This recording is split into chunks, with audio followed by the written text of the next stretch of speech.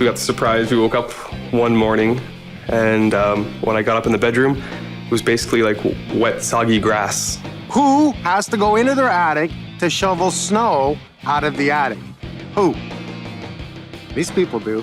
Clearly, there was a problem. Didn't know what it was. There's no caulking on the neighbors. There's no caulking on none of them. You won't find caulking anywhere. This is just like ridiculous.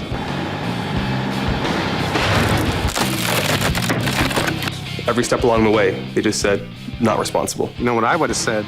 Kiss my rear end. Fix it. Nice. Awesome. Yeah, baby. But if you're going to do it right the first time. Let's get rid of it. How do you do this to a family? Look at the nest. They got a nest of them. Unbelievable. On the money. T3.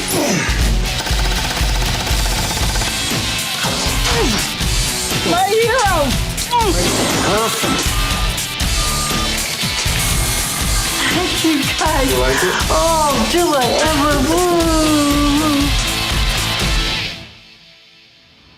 Woo. Lee and Bailey, newlyweds, wanted to buy new.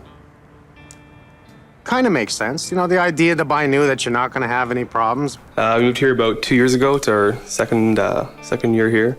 What attracted to us to this house was that it was a brand new home. You know, we figured, you have all these warranties, so there wouldn't be any problems. But right from day one, snow in the attic. Leaks, signs of problems, moisture coming in the house.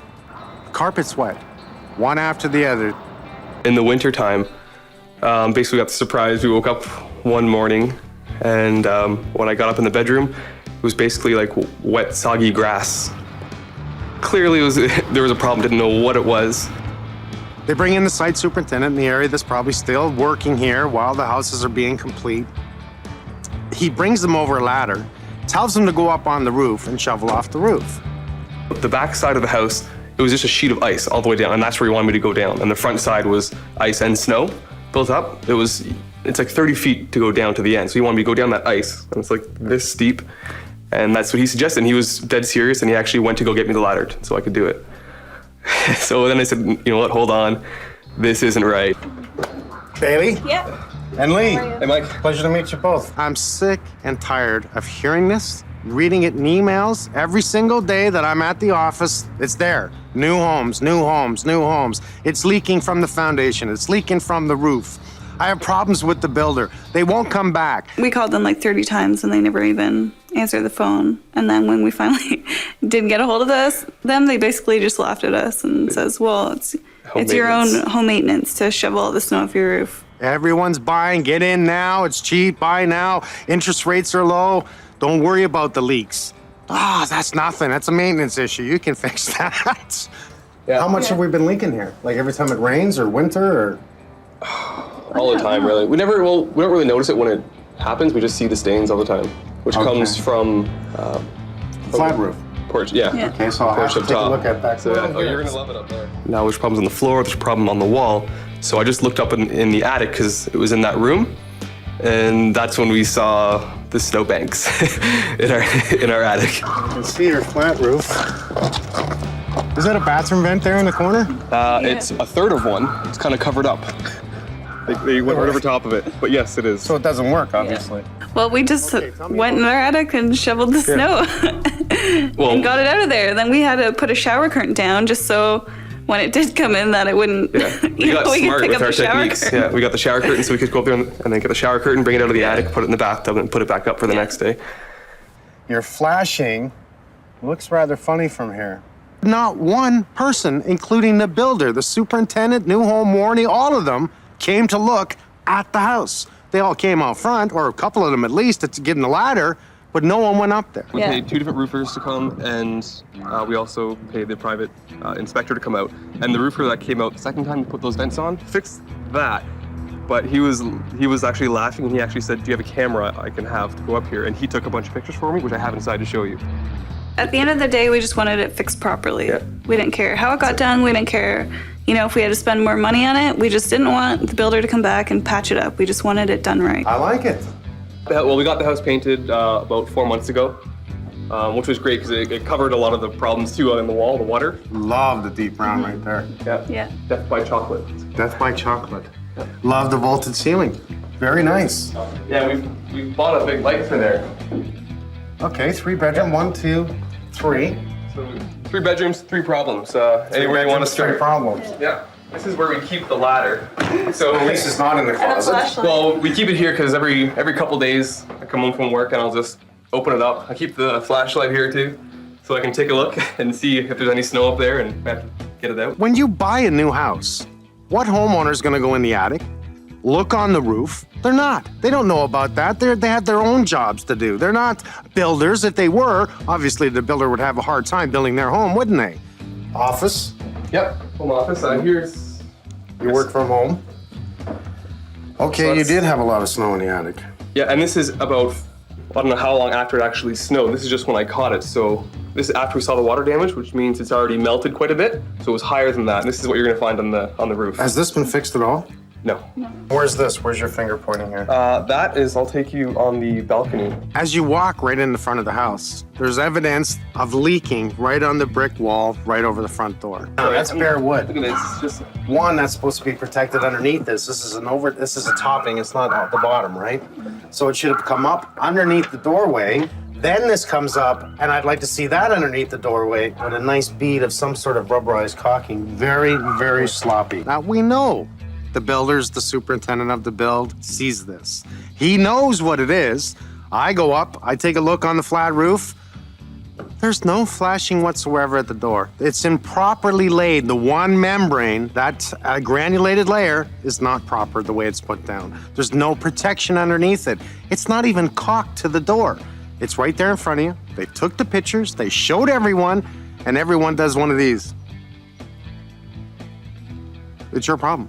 starting our lives in this new house, and we just got married and everything. The last thing we want is to wake up and think, okay, is it going to snow today? Are we going to have water damage? Call them skid marks because that's what they look like here. Two of them. Look at this. Yeah, so his and hers. Do you really want this getting that bad that it's starting to leak inside and down the walls and on the carpet and possible mold is growing in behind the drywall? Do they really want it to get that bad? Because if push comes to shove and they have the money to hire a lawyer, they're going to have to fix it. And what do we rent? One of those vacuums that soaks up all Big the water. carpet vacuums. We got, I think, eight or nine full buckets of water out of our carpet. You would know if it was leaking through the ceiling. We would see saturation like you wouldn't believe. Mm-hmm. It is actually coming down the interior side of the wall, coming out on the floor, because your subfloor is going to go directly under the wall.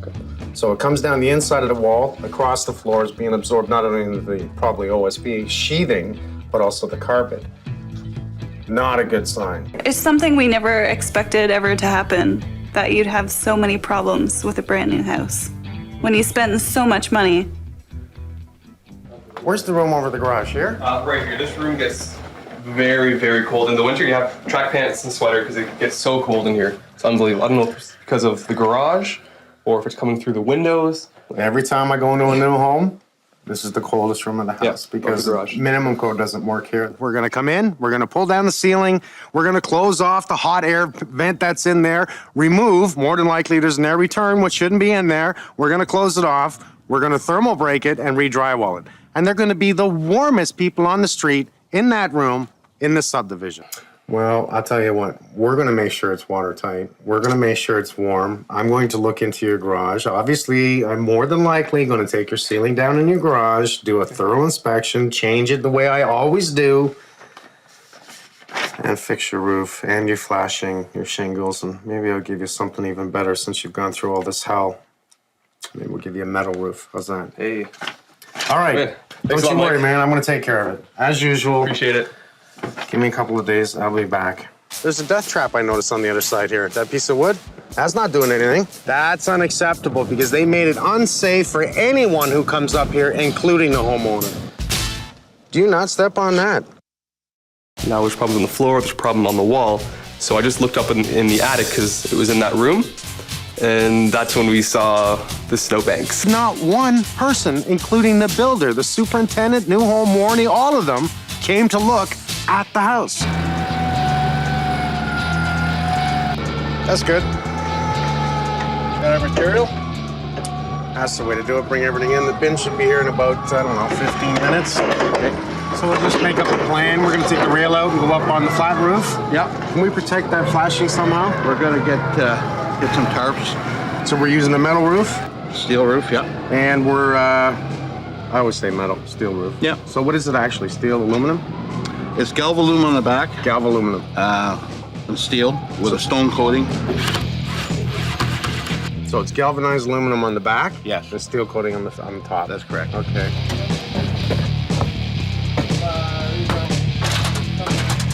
Yeah. Yes, sir.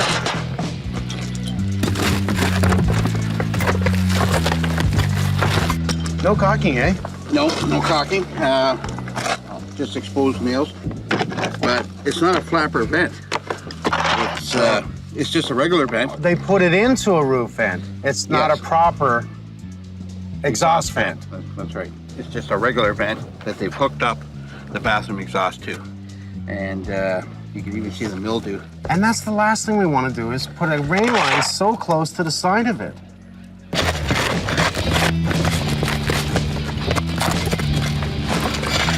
Now that's step flashing because we're about 4 feet from the bottom. Right. Is that supposed to be all the way up?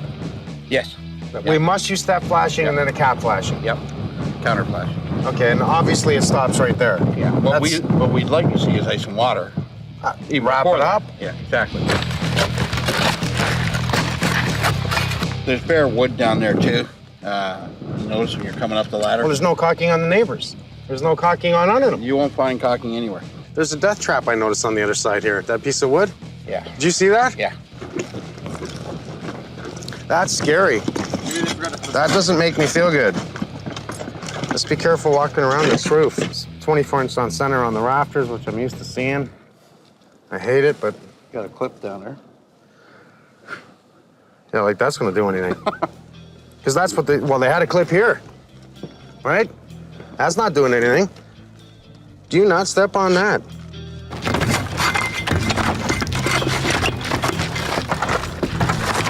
When you sheet any roof, or even deck or what have you, your grain of your plywood is going to be perpendicular to your rafters. Here it's parallel, so it's even weaker. Oh, that makes sense.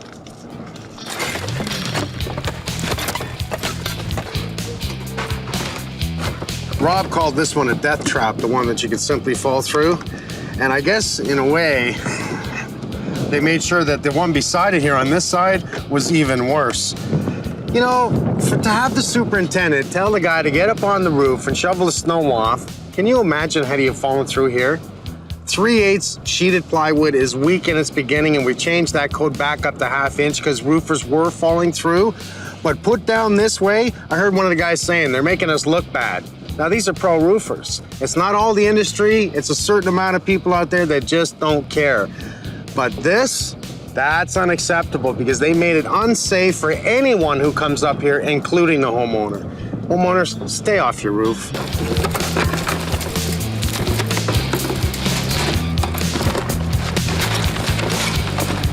Unlike traditional older homes that had roof boards, the nails tend to catch more meat, so to speak, and hold a little better.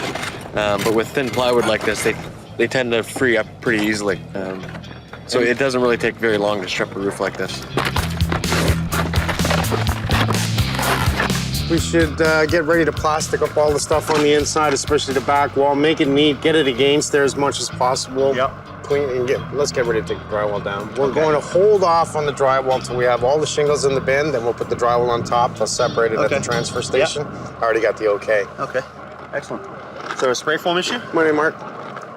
Of course. Yeah. It's Every cold in garage. my room above the garage. Like, I'm not even gonna play with it. We're gonna take it down. We know we're gonna spray foam it. Call Alex and fix it. Okay. How you been, Mark? Real well, thanks. Keeping busy? It's getting really busy now. That's a good sign. It's a great sign.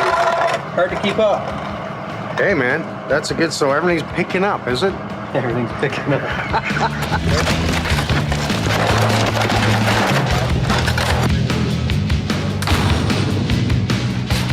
Look at the freaking moisture around there. Well, ideally what you'd want is a collard over top of the shingles that the pipe then connects to inside the roof. Good point, because what we're doing is we're bringing warm, steamy air from the bathroom out to this area, which is actually, maybe that's what's caused the moisture on the wood and not so much being exterior. The staining here, and you can see it even on top of the shingle here, whereas below. Right. But I mean, over time, this is just gonna rot.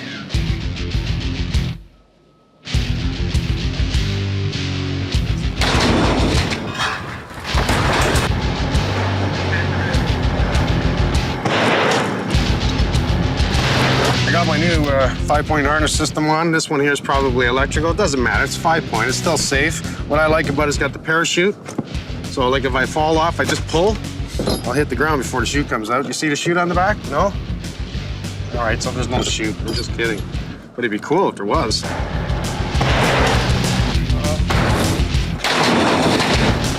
It's mostly sloppy workmanship, flashings or vents.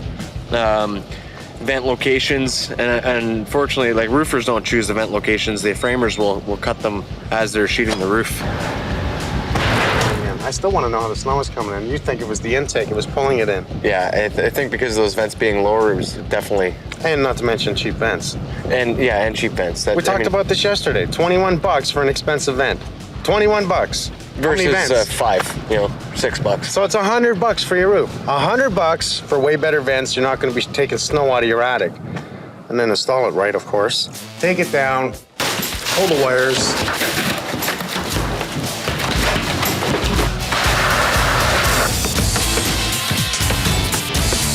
I don't care what anyone says, this should be minimum code.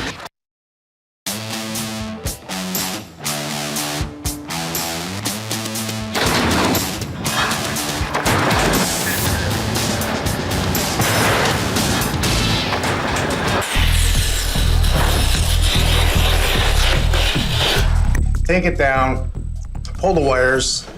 Let's put it aside. Keep it leaning against the wall because we'll put it on top of the shingles when we're done with the shingles, okay? That way we can separate it easy. Just cut all your joints, no hurry, watch the stuff.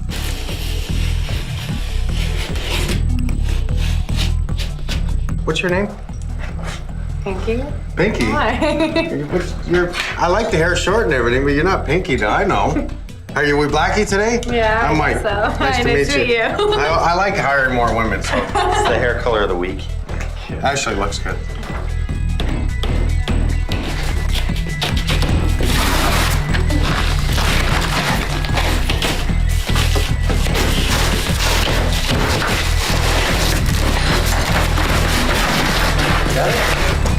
Here's how a garage works. Why is it cold in the room above the garage?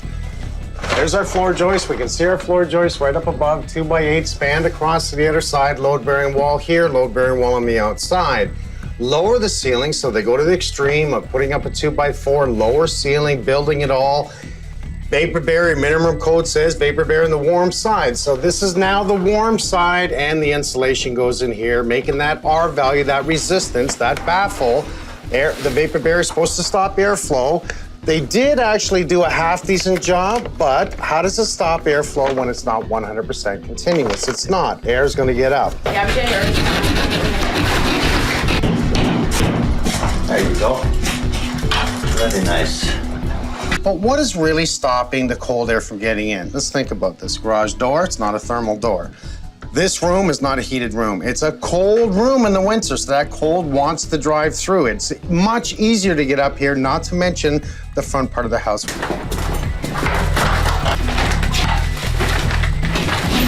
Here's the issues.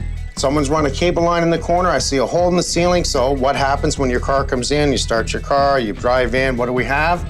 Gassing from the car. That gassing gets up into this area because there's a hole in the ceiling. The vapor's not 100% continuous. It's not stopping the air. It's not stopping the gases. The room directly above it will now have gases coming up. Is this smart? No. Now come right down. Make sure the light goes through. Good there? I'll get the light over.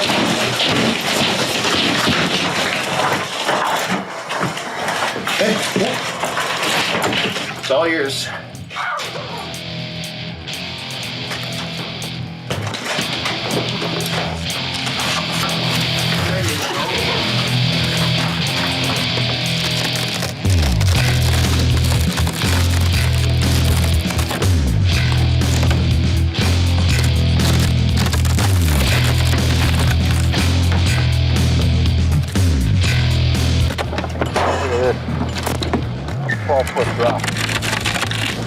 would not be good.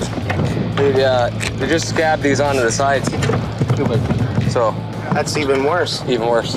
Steve had mentioned that there was a possibility that these were rough-ins for skylights. I definitely agree. That's what they were. If you think about it as a builder, they're going to build a home, remember? Rough in for central vac, put it rough in for the skylights. That's a long way down, boy. Someone's going to get hurt.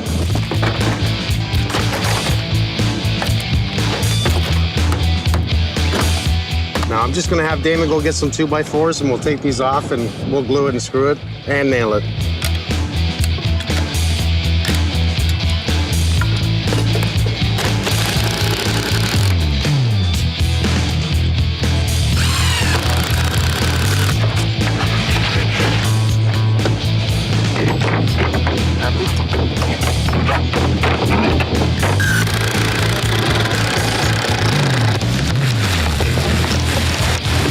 This is a different underlayment. What is this?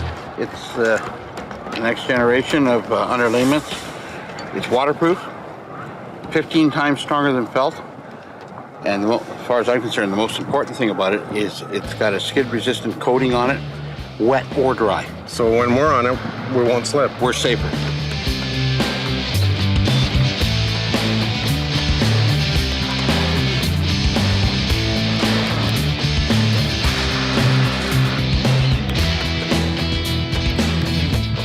Now, this is what we want to do. We want to make sure that we put the water and ice shield in the valley with our metal, right? Yeah, absolutely. Like this is going to act on its own, never mind anything else. How about the top of the hip? This will cover with the Grace Triflex paper. Okay, and then go over with the metal. Yeah. How about where we meet the firewall? Similar to what we see here, we're going to make flashings that'll go up and over the block. So we'll firewall. continue right along with the water and ice shield. Water shield, yeah. Okay, awesome. Because that's, you know, the more we concentrate on protecting the areas that are vulnerable, which are the valleys, the vents, any edge protrusions where the flashing is. Like, this should be minimum code. I don't care what anyone says. This should be minimum code.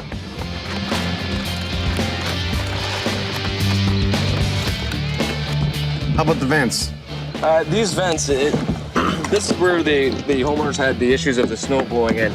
And my real concern is, because it's a shared attic space, I have a feeling these were acting as an intake vent, which is why the builder had come back and put on, quote unquote, winter vents. If we put on a better vent and not a winter vent, because I don't think there's any such thing, if we put on the best vent, it doesn't do that, does it? Well, actually, what I'm thinking is to close these vents and vent this area through the main ridge, which is much higher elevation, and we'll do a ridge vent in that location. Okay, are we going to be getting to the steel roof today, do you think? Absolutely. It's going to be a short bit of time to finish the prep on this side of the roof, and then we'll be starting the panel installation.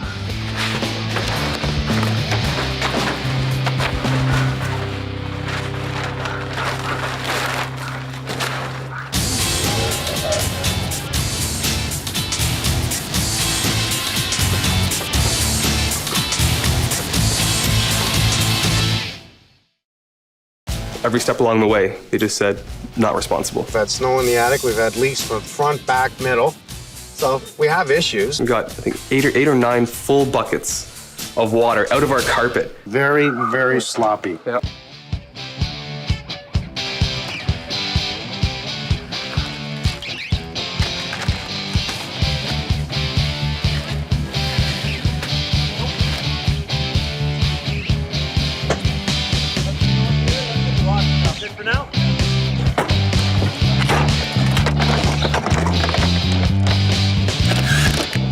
Mike, I love this stuff. We've used it a couple of times, and what I like is that not only does it withstand high winds up to what? 120 miles an hour. 120 miles an hour. And what's going to happen to these roofs if we have that kind of wind? Well, they're going to wish they had this one, I think. I have to agree with that. Also, environmentally friendly. We're not using the asphalt, the oil's out of the ground. So not only do we have the ice and water shield at the bottom, which I want to see, and definitely the Triflex, wonderful stuff, non-slips. We have the steel valley, and is that a cap over the middle of the valley? Yeah, that's a decorative cap. just so we have the same finish as the finished panels. Trying to match the look on the rest of the roofs. Yeah. Proper drip edge, which I like to see to protect that metal. And it's actually directed right into the east trough here. And then a starter strip, is that correct? Yeah, that's our hook strip, which the back of the panel has a sort of return bend on it, return fold. And we screw this down, and then that gives us our clipping point, much like a aluminum or vinyl siding, except much stronger. I'm a happy guy. Go get him. Thanks for making it right with us. Thanks. Appreciate it. It's a little more time consuming, but it's a lot more effective, I think, than an actual shingle. Yeah, I'm good. 6.5, Steve. 6.5.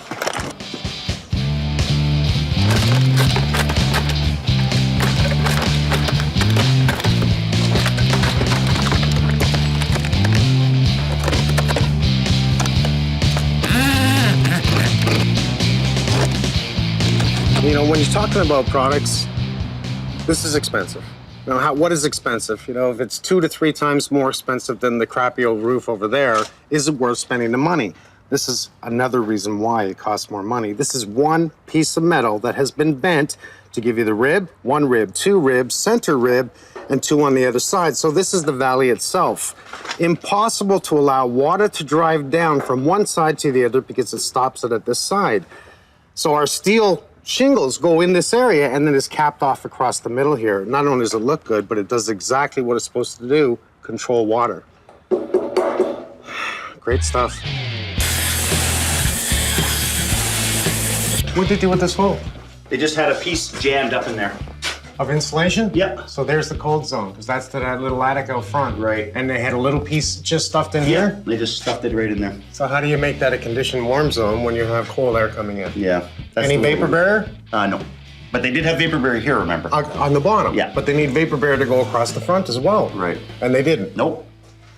Surprise. Okay. That's why Alex is here. We're going to... Obviously, we're going to blanket the front. We're going to have to blanket the whole thing, right? Yeah. The whole side perimeter and the ceiling. What about the ductwork? The ductwork, we're going to spray the ductwork. They want to make it a conditioned zone. They put in a little heat line, no return, so we're blowing air into nowhere, but we don't want the return. As a matter of fact, we really don't want the heat line. When you put the duct coming in here, introducing the hot air, you're pressurizing this cavity here, and A positive and a negative. It's only a positive. it's only a positive, so it's pressurizing. It's going to find every single leak. You're going to create other conditions everywhere inside this system, or this little system right here. So that means there's potential condensation happening at every little gap that happens, and potentially creating a mold issue. Just do it the right way the first time. Yeah.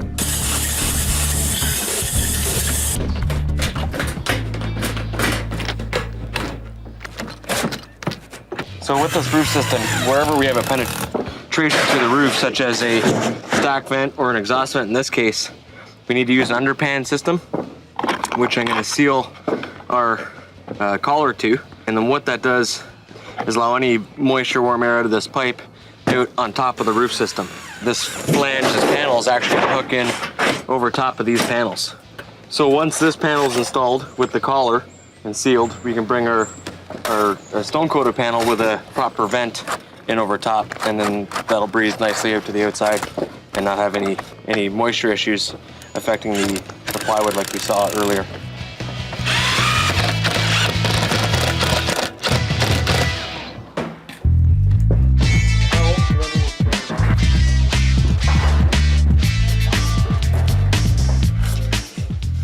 Okay, Bert. I'm gonna let it some time. Okay. Okay, 1 second. I gotta guide the pipe in, guys.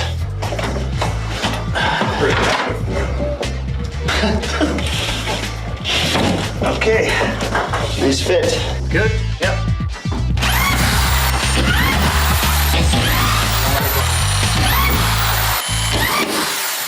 Why do you call him Bird? Just his name was so close to it, I just figured Burt Reynolds would stick with him. He kind of looks like Burt Reynolds' son, doesn't he? Do I look anything like him? Yes, you do. No way. Yeah, little resemblance. not a bad thing. Women love Burt Reynolds, are you kidding? You should see him now. He's like 90 and he's like He this. still looks good. I don't know if he's 90, but he's still... All right, I gotta go.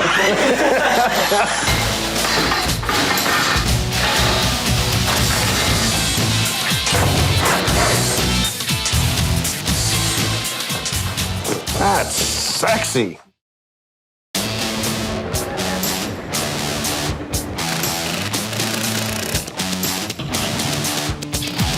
Not only does it look good, but it does exactly what it's supposed to do, control water. Well, we got some scaffold for Frank. He's gonna actually hang a chandelier, a 21-foot ceiling in there. So Mr. Burt Reynolds is gonna start passing me this stuff here. Carly, you know where to set it up, eh? We'll set it up lengthways in there. Hey, Burt, bring me a brace. Let's get our first piece set up and then we'll shift what I have to.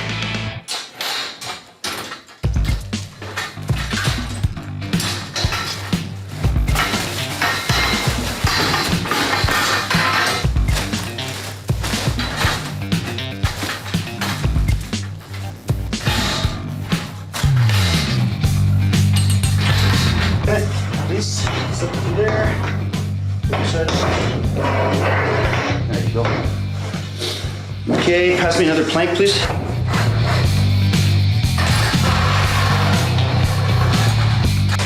Well, as you can see, I mean, they hung a 70s style light here in a 3-year-old house. I mean, we are in the 2000s here.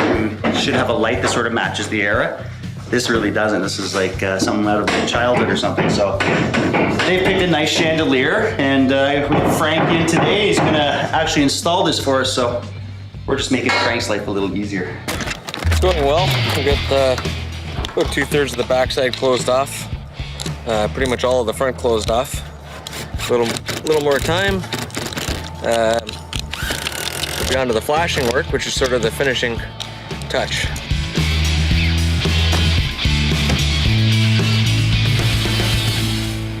Okay, we set up a scaffold for you. The idea is that right in the center, well, actually, you can base it from the mirrors where they had their table. Where the light is actually situated right now, it just doesn't look right to me. So if we can do a new box and then just plate that and chain it to it, or just plate it. So I'm giving you two choices.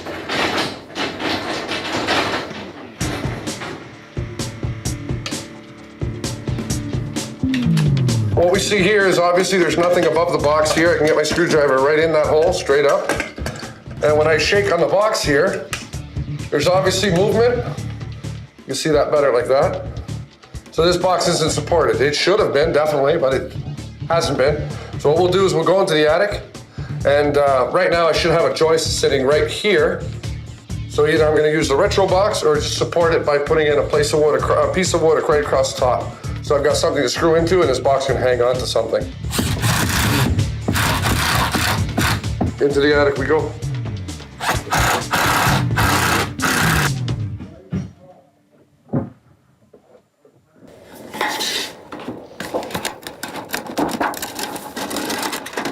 So what we're doing is we're putting a new coping on this firewall.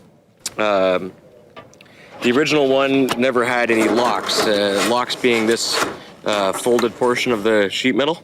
And what that's basically doing is creating a hidden fastener sort of system, so that this piece is actually continued in here but fastened here. So when we slide in our new piece, our next piece I should say,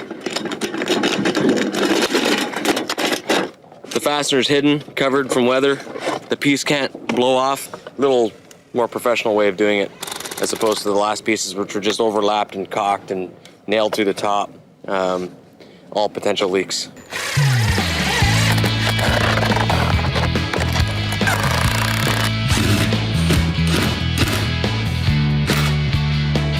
So that's solid. Common question on chandeliers: which wire ends up getting connected to the white, which one gets connected to the black? In this case, in this area here, we've got a neutral and a hot. We want to make sure we look for the markings on the wire. You notice the ridges over here, and on the other one, there's no ridges. The one with the ridges is your identified conductor. That's the one that's going to get the white wire. This is to ensure that when you screw in light bulbs, it's not live because the outside sheathing of the light bulb could come live if you end up connecting it the other way. There you go. All right, I got the weight. I'll give you one. I'll do one at a time each. It actually is hanging in the right spot. Go ahead, Damon. That is sexy. It is very nice. I like that. Good job, Frank. Nice job, buddy. Very nice. Let's do the garage.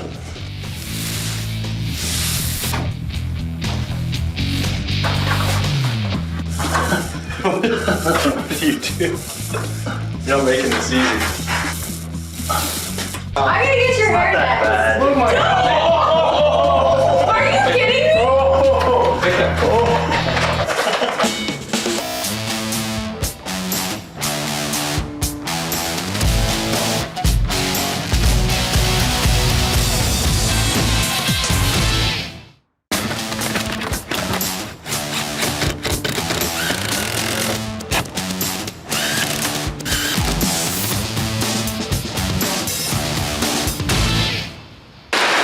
Reveal day and we're tarping. A bad sign, but had a little bit of rain this morning, so we got to do a little bit of torching up there. It's got to be a completely dry for us, so we're going to tarp it just so it stops the rain from hitting it. They're going to dry it out and just get some tapping and torch that down a little bit, fix this up. It'll be fine. This always happens on reveal day.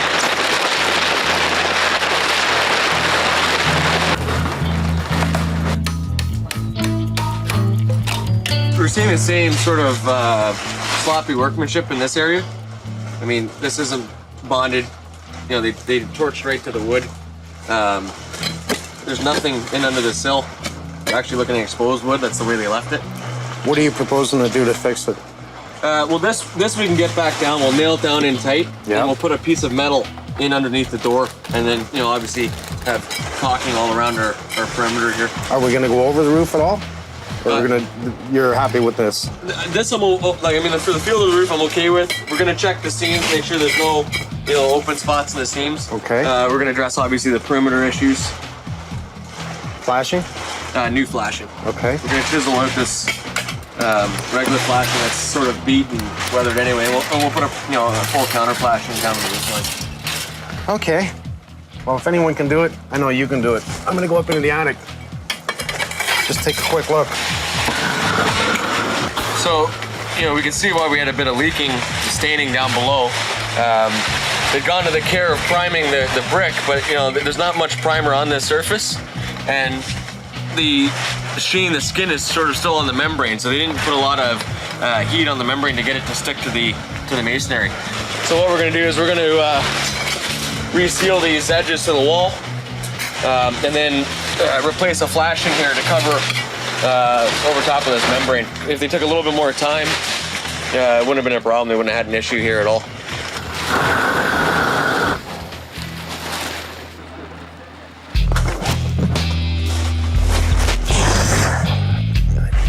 Really, I just want to make sure everything's okay. I can see the plastic over there where the snow came in. He still has the plastic down. We will pick that up.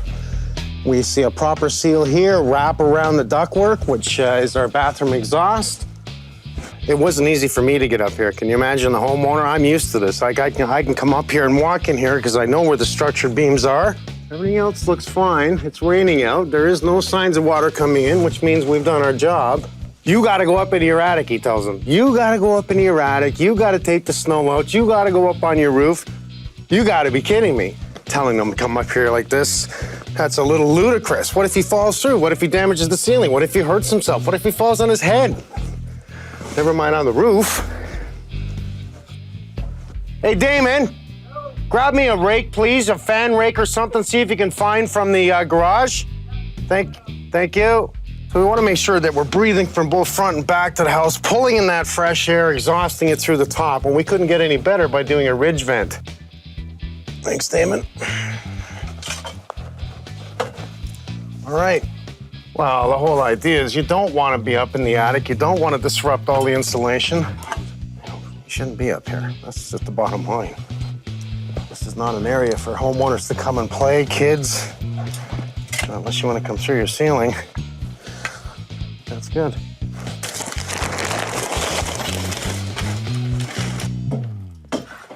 you, Damon. Thank you. Well done. That was an adventure. Reminded me when I was like 12, maybe 8.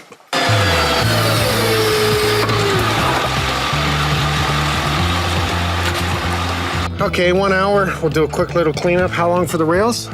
That's gonna take about 20 minutes to put back together. Just a few bolts, a few leg bolts, a few screws. All right, we'll probably start cleaning up the inside of the house. Be an early reveal instead of 12 o'clock at night. I'm a happy man. Keep up the good work. Thanks, Mike. Thank you. As everything else is probably done on this house, it was done too quickly. I mean, as I can see here, there's like, this isn't exactly done properly. They have absolutely no insulation here. Just everything's done so quickly. They would try and knock these off as quickly as possible, move on to the next one. That's how they make their money. So it doesn't surprise me one bit.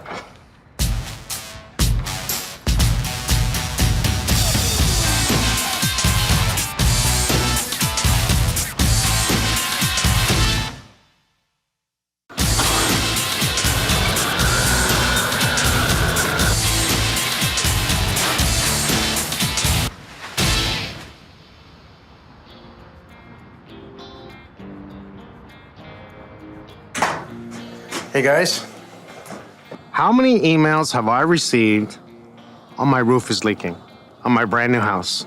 Lots. That's why I'm in here. Not to mention Lee and Bailey, really good people and really do deserve our help. It's the time, as usual, that we give it all back. But then again, you haven't gone anywhere, right? Yeah. It's not like I did an extreme bathroom or kitchen or basement or dug up your house or actually tore it down and built you a new one. But you did get a new light.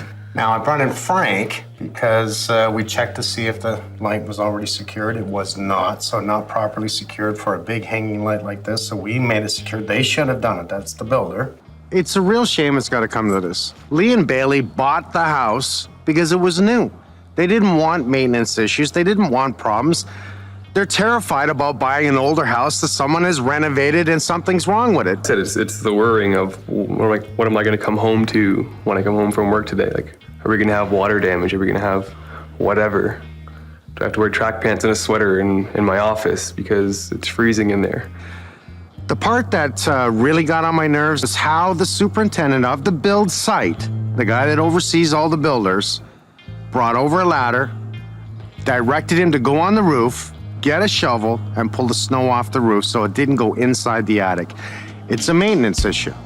There's a reason I'm bringing you in here. This was the cold room. This was the cold room. We ripped it all down, got rid of it all, brought in Alex, spray foamed everything. I guarantee this room will be as warm as every other single room now. If the builders had done that in the first place or do that and then brag about it to the homeowners, by the way, we spray foam and you're gonna love how warm it is, I think more people would pay attention to buy the houses. Kind of makes sense to me. What's the issue? They're skirting the problem. They're sort of, it's not our problem. There's snow in the attic, it's leaking in 3 different areas, and it's not your problem? You just built the house. Fix it. Do you think they look good when we come in and have to fix it? Do you think everyone in the area came up and said, who's the builder? Do I have a problem? You can tell we did all new flashing up here. Steve did. He's very good at what he does. Continued the roof line, and we'll just call this just over top of the garage as well as down below. What I like is we also did new caulking around your door. We added spray foam because there wasn't enough insulation. But it was very cold in that room as well. just seeing the way this is done and just making it tight. No water getting in. Looks tidy. It's completely different. Yeah. Before it was all ripped up in the corner and you could see there's no caulking there and it was separated from the door. Completely different. No excuse. It should have been fixed.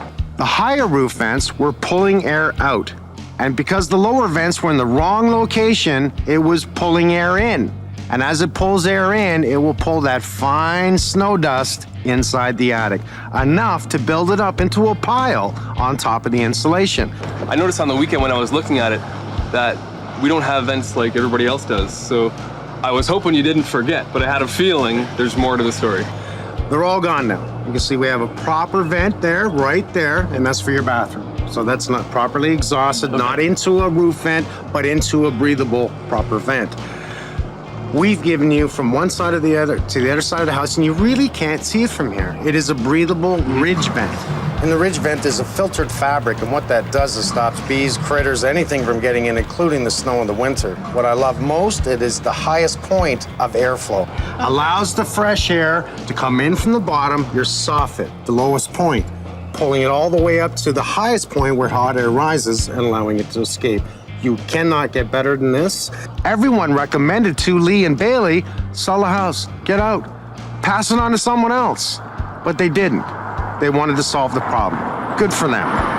Cut open your vent so it can breathe. Hey, it works now. Because So it's functional now. that is the bathroom downstairs. Well, it's great just to have our house back to how it should have been when we bought it. I mean, it's been so many problems since we bought the house for 2 years, and it's nice just to have, the structure of the house in working order now. This is something I would put on my own roof. I'm not going to go to the extreme for just to do it, okay? Sure. The reason I'm choosing this is because it's the best. It's the best installation. It's the best products, best underlayment. And if we want to do it, if it was my house, this is how I would do it. The roof saves everything on the inside. It stops mold if no water gets in. It stops huge insurance rates from water damage. Logical. Start thinking from the outside in and not the inside out. That's why we did it. It's an important issue. By the time we moved in, some of the stone had already fallen off the house. And then you start wondering what else is wrong. Now that sucks. We've been in this house for, 4 years, and There's cobwebs inside the fireplace. The spiders have moved in. that's it. All of a sudden, you're hemorrhaging money, one invoice after the next. Do it right the first time. We don't have problems. That's just as simple as that. Do it right the first time. Nice. Awesome. Yeah, baby. But if you're going to do it right the first time. Let's get rid of it. Let me do this to a family. Look at the nest. They got a nest of them. Unbelievable. On the money. 2-3.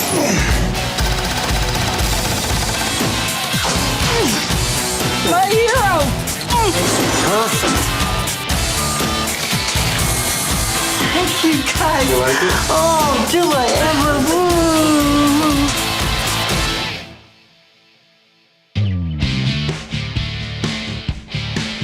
Imagine a beautiful custom home. Design, be involved with the builder.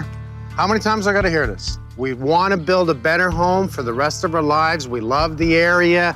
We're willing to pay the amount of money the contractor's asking. For us, it was like, wow, this is great. We can be in the town that we want to be in, and we can be in a house that, is kind of our own house. So yeah, it was a style that we really liked, and we thought, wow, this is really good.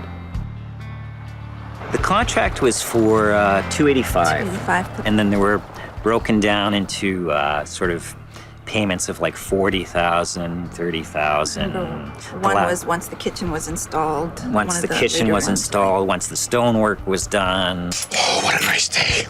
Everything starts off wonderful. Great relationship. The build's going good. Everyone's excited. It gets near the end.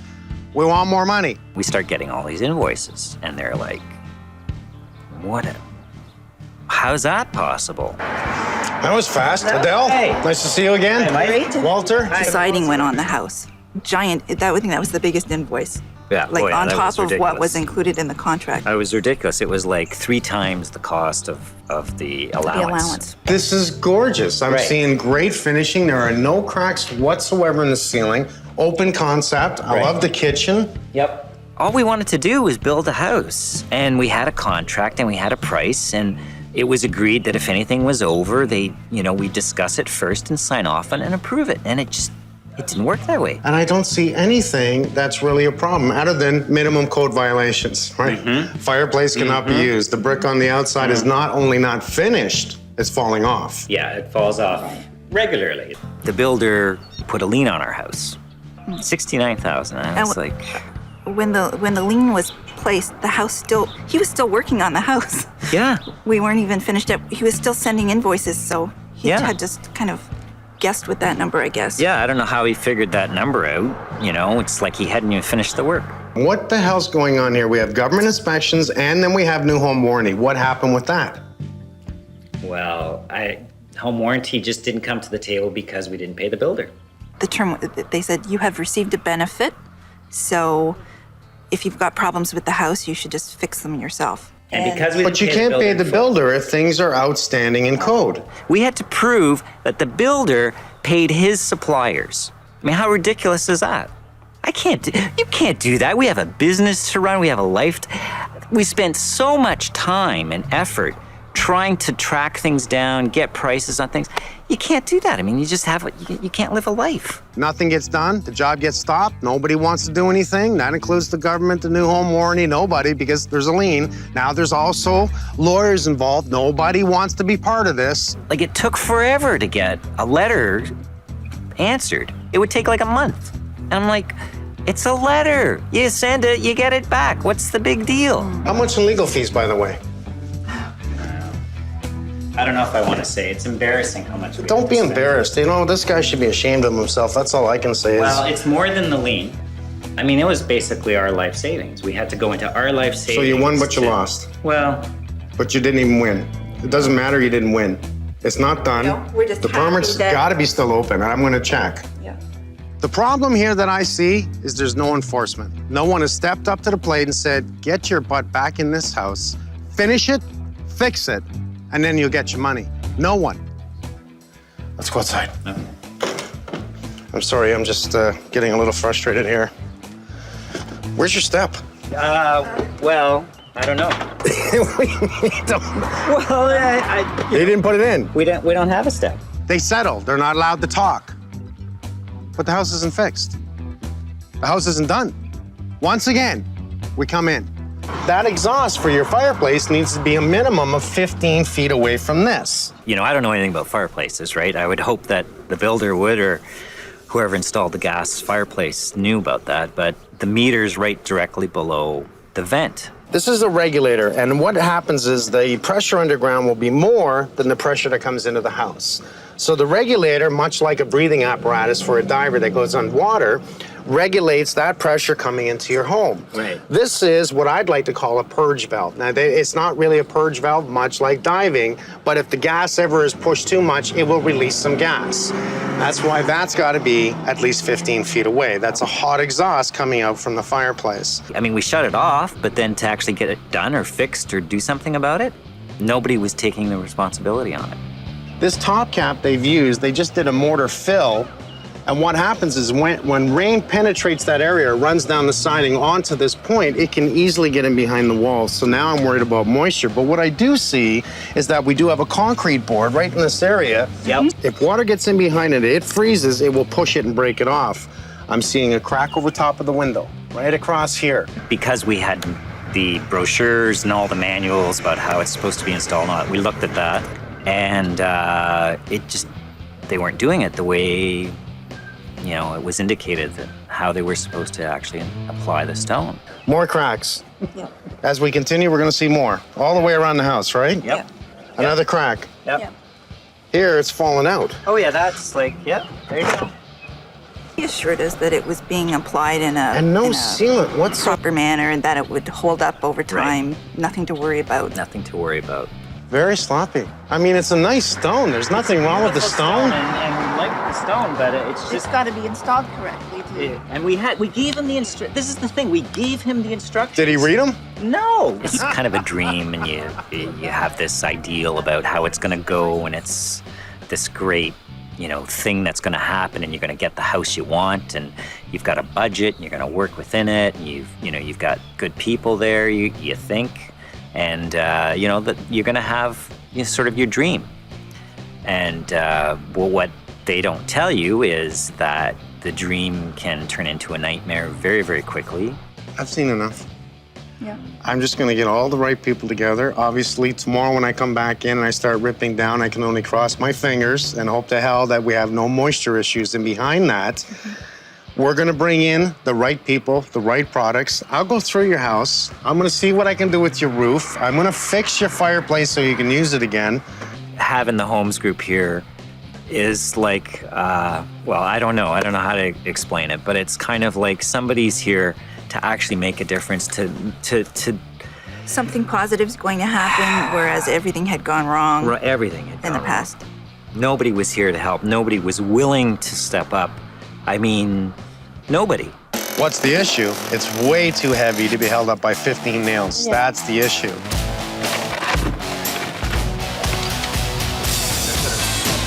Watch your backs. Watch the cord. I don't know. I mean, I don't know that I'd build another house again in the end because it's been such a bad experience. Maybe if Mike would build us a house.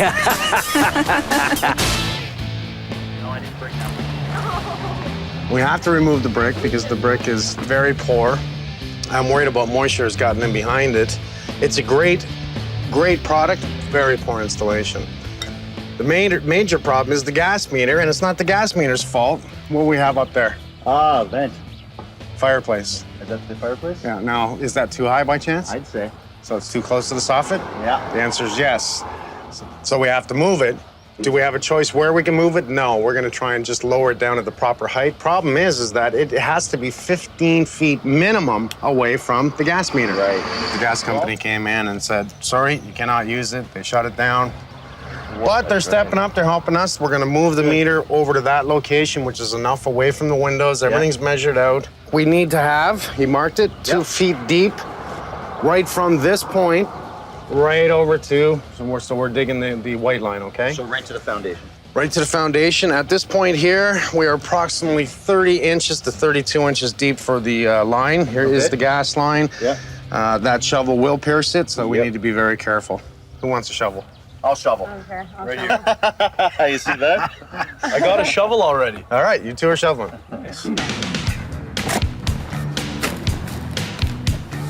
You notice every seam where the cement board was cracked the stone? Every seam. There's a seam down there. You know what? Yeah, there's one back You're there right. too, actually. Yeah, they didn't adhere it properly. Well, that we know, because it's only falling off around all the windows. You can see that. They didn't finish the bottom. They don't have any type of anchoring to hold it up. I think we should try and salvage as much as we can rather than just tossing it away. For sure, this is nice stuff. It's man-made, so it's not that heavy, see? I don't think we need I don't think we need tools. No. Okay. Well, that's a good start.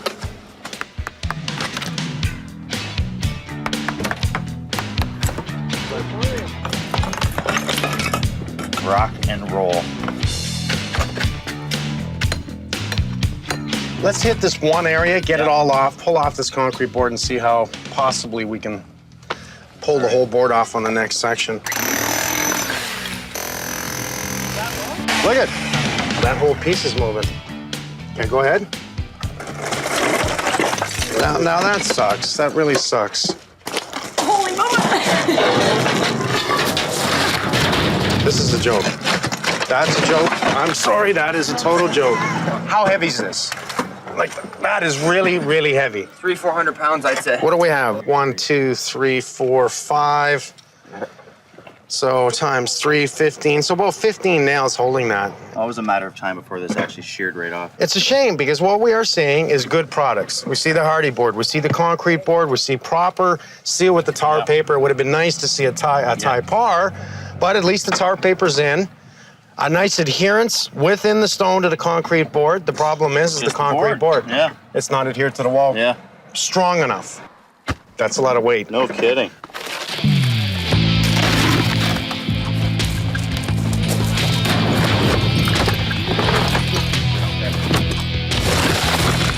Fell right off the house and then it fell right off the concrete board.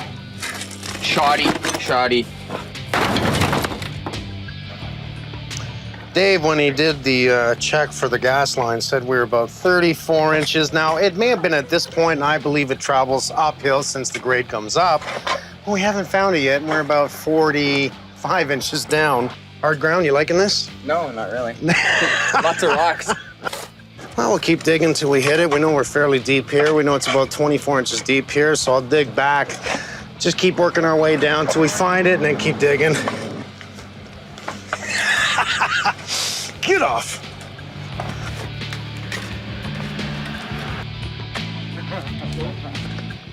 I've been in here so long, Pete, I'm beginning to wonder why I started this. That is actually hers.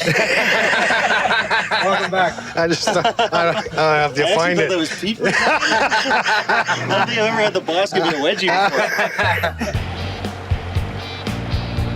Just in case, it's only 20% chance of rain today. I'm gonna leave the plastic up. We're gonna just continue a little dig to expose more of the gas pipe because he comes here at 12. So let's get everyone in teams and start taking down the rest of it. Keep it clean, keep it all down, and then we're gonna pull down the rest of the concrete board. I'm gonna cut the tar paper back about 4 inches down from the hardy board. Let's make sure the stone goes in one bin, the concrete board, and debris goes in the other bin. Let's prep to get up the tie par. The flashing, Steve will be here this afternoon, and we're also going to open up the bulkhead on the inside today to check the exhaust vent with hopes that we can drop it down. Don't know until I get in there, and we'll determine what we're going to do with it.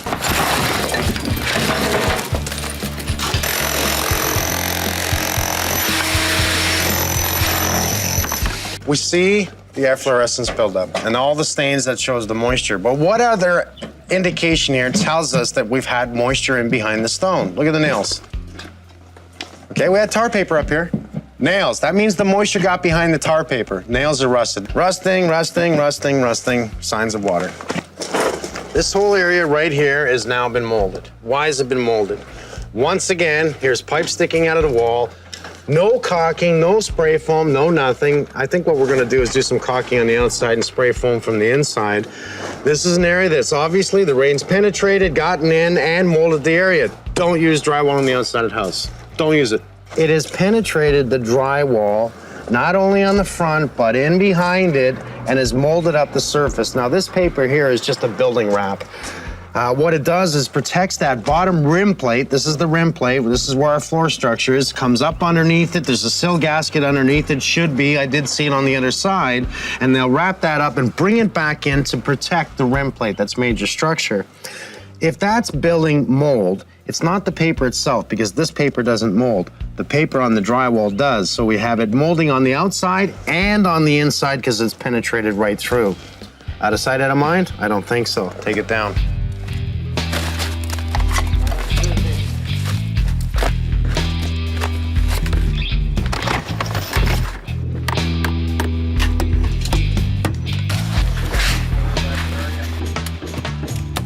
We dug it deep enough for you now, Dave? Plenty deep, yeah. That's good. What's next? We'll pinch. It's plastic, we pinch. And the pipe. Is that this thing here? That's a pinch off tool. Ways to make you talk, eh? So you're gonna pinch this off. We basically make the cut after it's pinched. Okay. And again, I guess you're gonna now come up, we'll remove this line, and then you're gonna keep your grounded line in so you can always detect where it is, right? Well, the wire, we'll keep the wire intact, and if we need to lengthen it, extend it, so be it. This is just like electrical, use a Murad, you tape it up. Yeah, and it's basically for locating purposes. So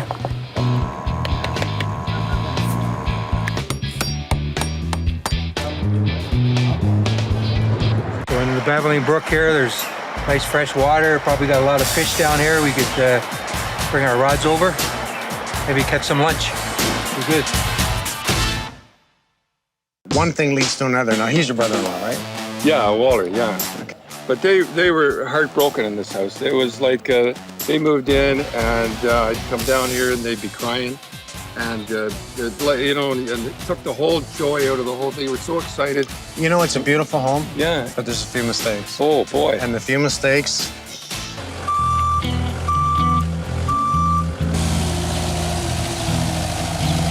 This is the stone that you've supplied for us, right? Yep, this is the one, Chardonnay Alpine. Is this about the same weight as the other stuff? It's gonna be a little bit lighter. Okay. Yep. So that helps. To me, if you're not really well bonded to the house like the other stuff, it's just gonna pull it off and the you're gonna house, put it right? up right this time too. That usually helps too. I like this. It's a little different. If we're gonna change it, I would like to do something different. And this now, what I'm seeing is that we don't have a total pure streamline in here. So I'm gonna assume we don't want the mortar here. We're gonna bond it from the back, ooze it a little bit so it just seals the back side, right? Exactly right. 'Cause we don't wanna see it here. It's gonna be nice and tight fit. Now this I have not seen before. This is not the drywall you were talking about, is it? Yep, this is drywall.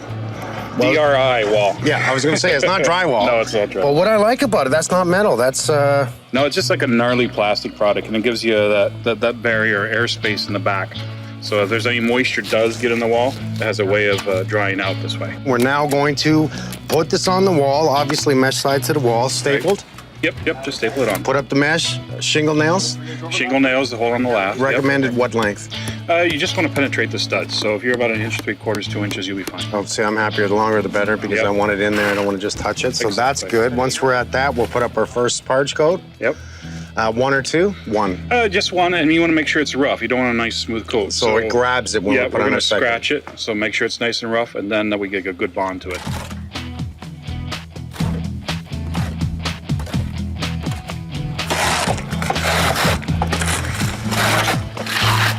I raked that. That looks great, dude. Yeah, I'm sorry I you had to ruined trowel it. it again. I know. All right, I'll let you go so far, then I'll follow you. Okay.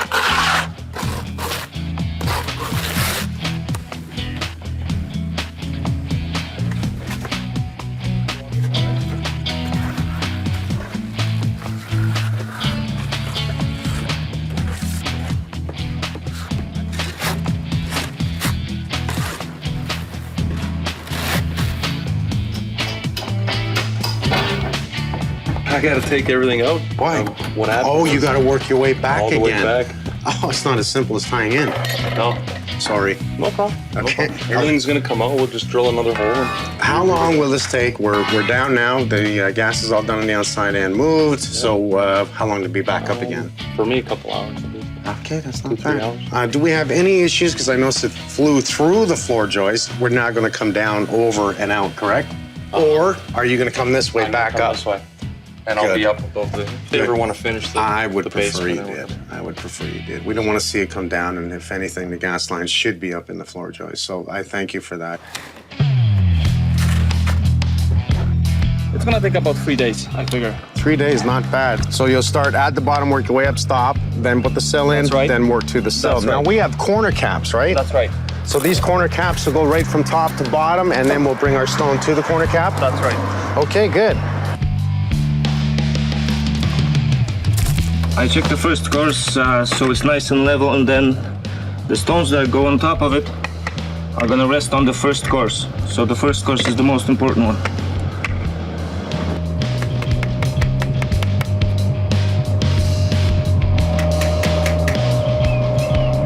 Good job. Yeah, I like the way you covered up the fireplace, the doorway. Obviously, we're not going to come from the other side just because the wall's so grand and we see upstairs.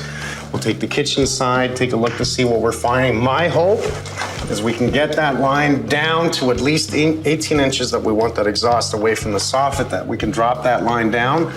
We'll just open this area, nice small little cut, see if we can do this without a problem. So many people make the mistake of putting that knife right in the wall. You don't know if there's electrical there, you don't know what's there, so I'm right on the angle. So Mike, why are you just cutting out this section? Just so that you're gonna make sure that that's like, you are able to move something there? Or? Well, instead of just butchering everything and cutting open and starting from the fireplace, this is where it exhausts out.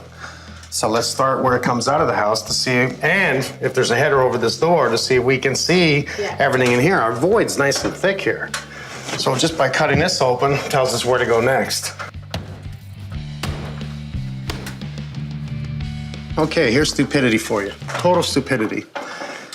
If you read the drawings to install a gas fireplace, it will tell you that that exhaust must be a minimum of 12 inches away from any window or door, 18 inches away from the soffit. So we're 8 inches, if we're lucky, to the soffit. So that's no good whatsoever. Do we have room to bring it down? Come on up here. Do we have room?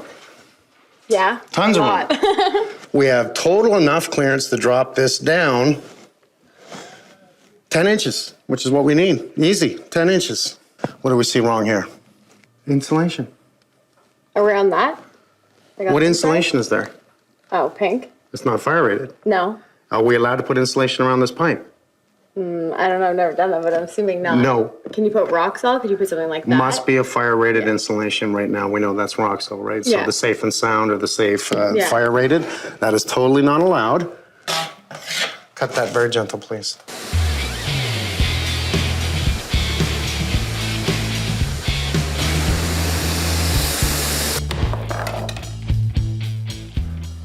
I don't really know what I'm looking for, but everything looks fine. I didn't sever the pipe, so that's a plus. What do you think of the Hardy as that angle there, that pitch? The issue is in the valley where There's no shingle? no metal? I'm not sure what they did there, Mike. There's a couple issues in a couple of different areas where if these troughs clog, you got a big problem. You already got a big problem. Very poor design. Who builds something like that? I mean, you know it's going to be trouble. We don't want the gable of the roof to meet the wall like this and trap that snow. Snow and ice, large volumes of water, and a 4-inch piece of trough. I mean, well, there's no leaks there. The problem is it is affecting the hardy board on the outside, and we see paint actually coming off in all the areas where there's too much water. You saw something in the back, too. Yeah. I am seeing the siding, all the paint coming off that. Is that just a snow buildup? This trough, the upper trough, dumps out onto the roof, and the water is all coming down that side there, and it's prematurely wearing out the shingles and beating up the siding. No, it's not going to harm the shingles. It's actually harming the paint. It's prematurely wearing the shingles out because the water is concentrated there. What they should have done is drop the pipe straight down the wall directly into that lower east trough. So it bypasses the shingles altogether. And doesn't beat up the siding.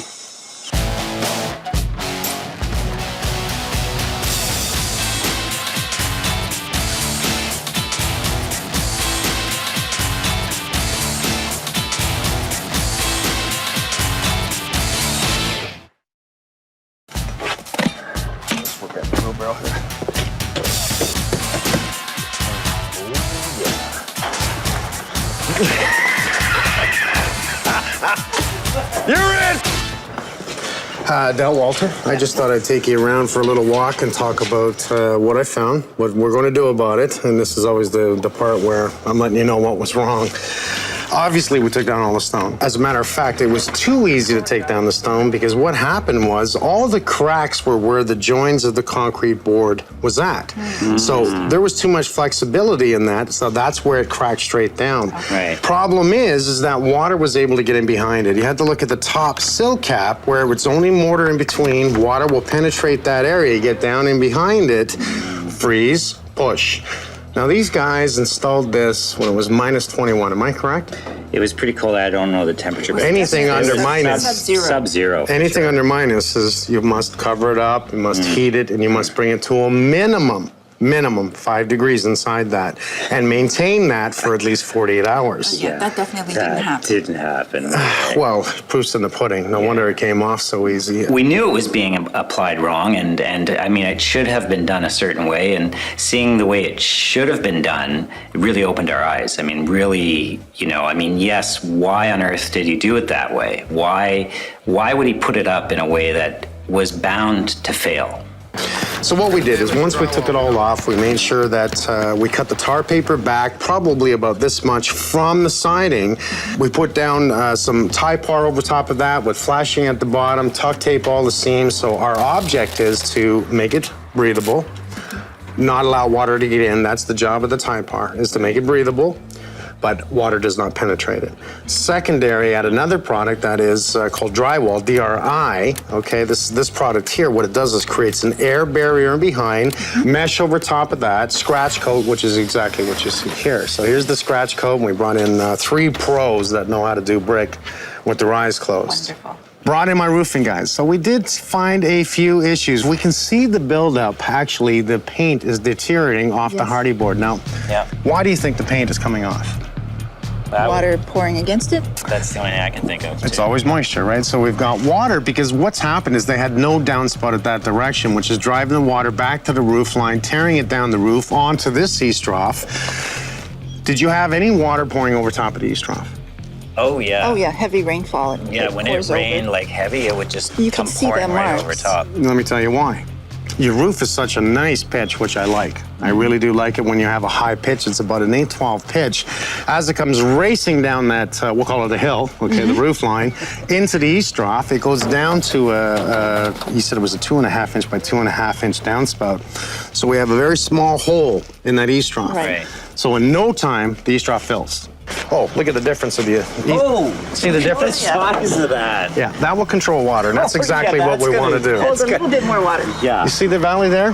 Where the siding meets the roof? Yeah. No shingles, right? Yeah, I was noticing that. No valley, no wrap, no nothing. I can't believe there's no water in the house at that point. They're going to repair all that area so it's not an issue. Fantastic. And you look at the way the eaves troughs were done, and they're not done to capacity, so it can't handle the water that comes off that roof. I was very afraid that I was going to have to change the structure in here because visually, was that pipe at the bottom. So first cut was up there. I'll explain that in a minute. Second cut was here. The reason I made a second cut here, and believe me, when I'm done, you won't know I did this. I want to see how they tied this pipe in and make sure we had fire clearance all the way out. We're very important. If we see mistakes, we got to get on it and make sure that it is safe for you to use. I'm not just going to fix that area and not take a look at this. Right. I have the room to take it down. So tomorrow we will open it up, bring it down that proper height. I can probably get it to about 20 inches from the soffit, which I'm happy with. It's at least 18 inches away. It's actually more. It's 2 inches more. Okay, so we thought it might have been impossible, but... It's not. I mean, open up, I go, wow, this is a little easier than I thought, because I was wondering if I've got to go up through the roof. Right. How am I going to restructure this? But they put insulation around that line. And the insulation they used was a pink fiberglass insulation. Right. Absolute no-no. It's not a fire-rated insulation. Yes, it is. It's not fire-rated for an exhaust line of a fireplace. So it it's must be a possible. fire-rated insulation. We could have had a fire? Yes. I'm really glad that we actually shut the fireplace down. I'm glad that... It's a good thing that our inspector caught it because we had already used it for a full winter. And when we didn't know it was unsafe. Yeah, and so we're lucky. We're very lucky. We'll keep making it right. Thanks, Mike. Thank you. Thank you so Thank much. you for so much. It's not killer, but it's enough to say that this should have been done right the first time. I wouldn't be here. It's enough to say shame on him. He should have come back and fixed it. It's the end of the nightmare. Yeah, because the nightmare was, 4 years of this and, some resolution. We're actually going to be able to feel safe in our home, feel like we're not going to have to worry about, it collapsing or things happening or fire starting or any of that stuff. And maybe one day we'll have a housewarming party. Yeah, maybe one day we'll have a housewarming party. It would be nice to do that. I worked up until I was about 43 on construction. No way. Yeah, I was, my specialty was a jackhammer. You were the jackhammer, or you actually controlled it? No, I worked on it up until I was about 30-something. I had no trade. I was just tough labor. We basically drill a hole inside the coping and put tap cones and install those galvanized brackets. One is on one side and the other one is on the side which you can't see because it's behind. Before we put this, we screw this one in. And as well as we put the mortar behind it. So actually the mortar holds it, but before it sets, the brackets holds the coping in place. And that's the fastest, the easiest and way to install the coping. A lot of people, what they do, they put a temporary 2x4, which you can't really finish the stone. You gotta wait for it to set before you gotta remove it and finish the stone. So we have this way, which now we can actually go without waiting a day or day and a half for it to set. We can finish the stone nicely.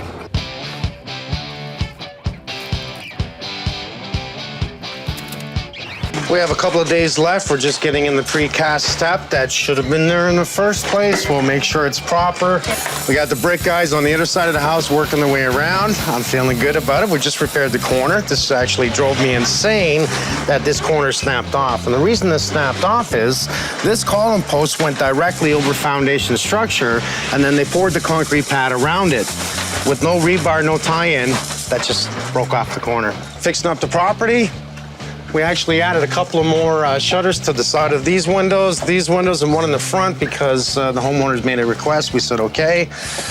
Vince is going crazy here. Hi, Mike. How you doing, pal? Very well, thanks. Pain in the butt, isn't it? Yes, it is. So we're just going to lower that down, and we just actually have the clearance, don't we? Yes, we do. I mean, just. Keep doing what you do, sir. Thank you. It's starting to look really good. The scratch coat's up. As they're coming around the house, we can see the top stones are in place now.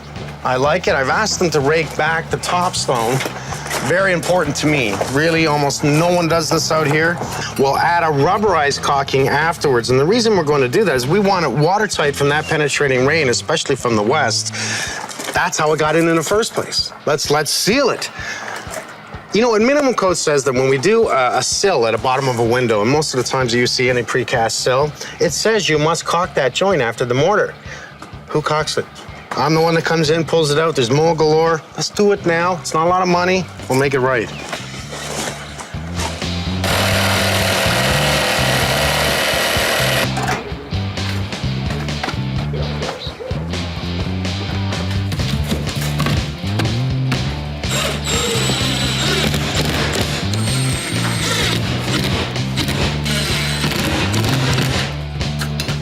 Okay, what do we have here? We got a house that has not passed its final, but I have to either put in some steps, and I talked to the homeowner and they said, you know what we'd really like is a black rail.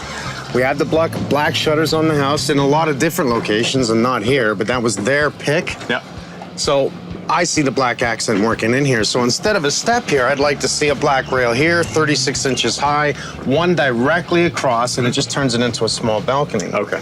We don't have to put up a rail. Well, why not? Let's have a rail here, a rail across here, leave the center open, and then a rail on the right. Like, is this going to stay here? Yes. Okay, so fine. But we can do, again, a post here and a post here. So it's not just this huge wide opening. The same type of concept that these little planters are doing, right? It's creating this kind of bookended, you're creating the entranceway, another post here, little rail section in between, and that has more of a decorative I like that better. Entry feel. I like that better. Instead of just being wide open, right? Because right now, it's nothing. It's just kind of coming off. I like that. And then we'll pull up that baby right there. Oh, look at that.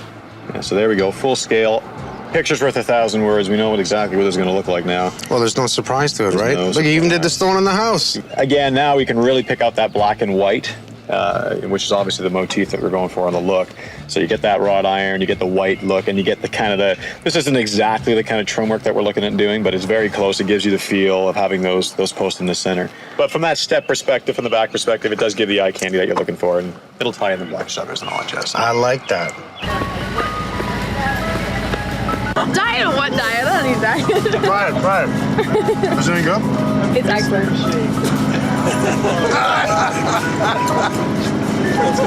She fell for it. Yeah, baby. That's what I'm talking about. Cheers. Cheers. Next. Is that cherry dill? Let me taste that.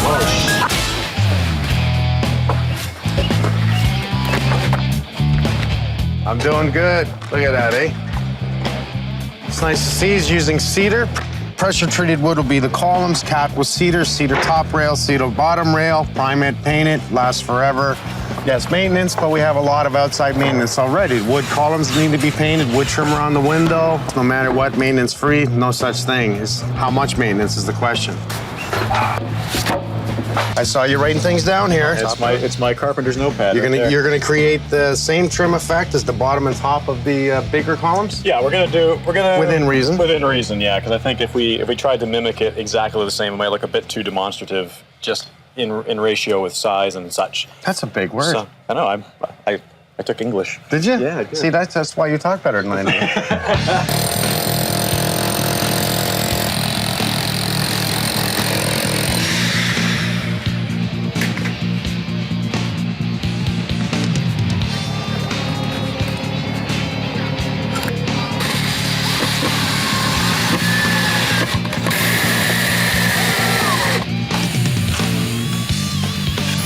Back in now.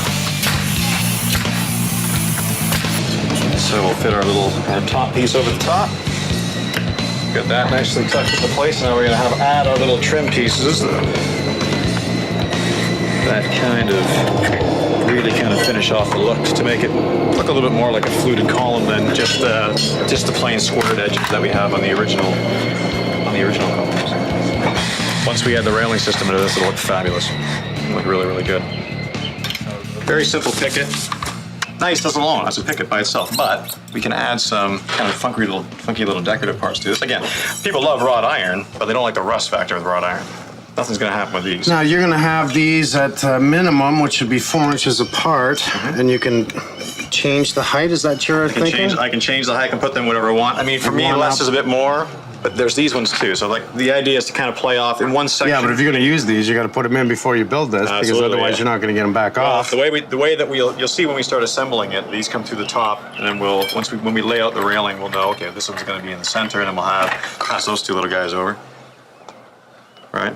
Then we can have these little guys kind of popping in on the side, so you have those two on one, right? And then you space two more pickets with nothing on them, and then have this guy sitting over here in the center on this one. Okay, I like that. Nice So and it's not a lot of them. It's just Not a lot, little, just little accent. I like that. Right?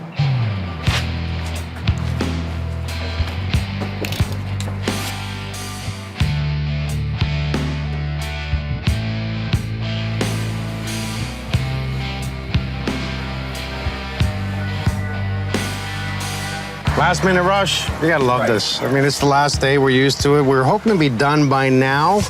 Trying to coordinate all of the aftermath, we'll call it, the food, the excitement. But you know what? We're not far away. We got a little bit of caulking to do. We're gonna make sure we caulk all the joints, caulk around all the holes, a little bit of cleanup around the vent, last minute caulking there, a little more raking. The guys are just doing the last touch up on the rails here. Lipstick and mascara, a little bit of caulking, another coat of paint. Looks good, eh?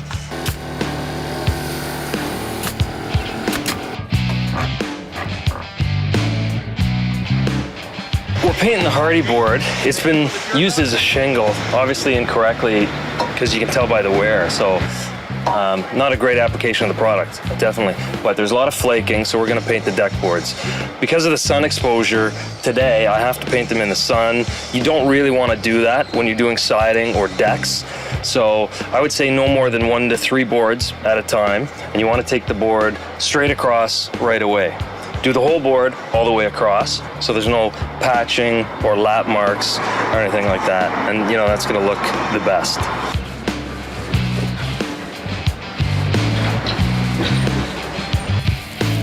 I always get stressed out on reveal days. I see all the little details that we have to hit that probably no one else in the world sees besides Mike and some of the crew, but you know, I'm seeing every little thing that we have to do, and it looks like it's gonna rain, so caulking, we're outside.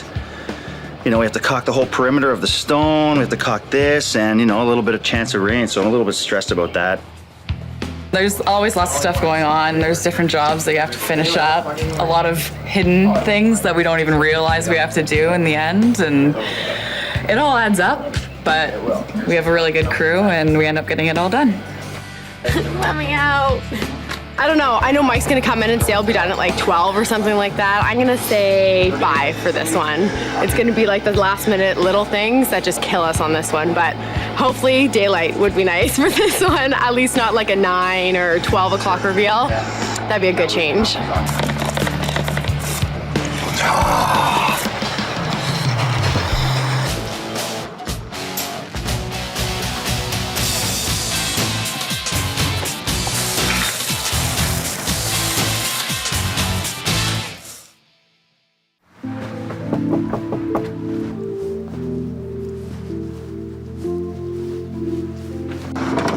Hello. Dell, Walter. Hi, Mike. We're done. Wow. Wow. We're done. Come on out, take a look. All right, great, thanks. Another happy ending. Happy endings are good, but imagine waiting 3 years for a happy ending. And how happy is it if you've got to go through the pain and anguish that these two people went through? For me, here's the fun part. Here's where we get to say, okay, look at the difference. I like the step. Yeah, that looks really That's nice. all stone. That's real stone. Even though the other stone is strong, don't get it wrong. That's the way it's got to be done. And I like the difference in it. Yeah. I really Got do. a much more finished look. Yeah, it's just nice and crisp. The stone's beautiful. Do you like this stone over the other stone? It's very close. It looks great. It's close to it, but I like actually it really better. like the look. Yeah, I like it better. I like it better too. Yeah. It's a lot nicer finish, and just the quality of the work, though. It's all tight. Looks And fantastic. best of all, there's no cracks. There's no stones falling off. It's not going to leak. It's not gonna going to leak. fall off. No. Exactly. It's just the quality, the finish. It's just the way it should have been. It looks like the finish of a custom home now. And that's what we were wanting. And that's, what we got now. And we didn't have that before. Brought in Rob Graves. his son Steve. They fixed up all the east troughs, downspouts, even the one that led from the garage to the house. So a much bigger east trough and downspout. What we want to do is control the water more than anything. With the gas meter, we had a crew of guys come in, and we did move the meter. We then brought in Vince, and we did move the vent to the fireplace. So now you can actually start your fireplace and start enjoying it. That nice? Unfortunately, summer's coming. I don't think you're really going to use it at this time, but it is safe to use. That's great. Well, it's so nice to have a fireplace where the fire is going to be in the fireplace instead of maybe in the rest of the house. That's actually a good point. Now we have rails. Oh my God. That's amazing. So you didn't look at those, right? No. Oh my God. Now, Paul and his guys, Paul's very artistic, and I like that. He's my deck guy. And I in my mind, I wanted black rails. That's all I wanted. But he put this out on his computer. He showed me, he goes, let's match the columns. Let's do this. A little more work, but it really works. It suits the house. Pressure-treated post, cladded with cedar, so all the wood is cedar, so it lasts a long, long time. Then it is primed 2 coats, then it is painted 2 coats. Just such a relief to have it all done, to be able to close that book. Oh my God! Well, you had to have a step. I mean, he's not going to close out the permits if we don't have a proper step in there. So I gave you a big step. This way you come down, you have 2 level steps out. I chose to center it, even though your door's off to the left, and it still works visually for me. I really do like it. It definitely does. We're over the moon. It's Couple of weeks, a little bit of headaches, nothing we can't fix. We addressed, obviously, a few things had to cut open inside your house. Does it look like we did? I know you saw that. Are you kidding? It's better than before. Well, it doesn't look like you did anything. What's better is we have a fireplace that's safe now. Yeah. Again, we're bringing in a whole bunch of people to finish something that should have been done 3 years ago. And it should have been a happy ending. Now that homeowners are going to recommend him. Are they going to recommend this guy? No. They're going to tell everyone, stay away. The whole experience for us has been amazing too, because your crew, everybody here, I mean, they treat us with respect.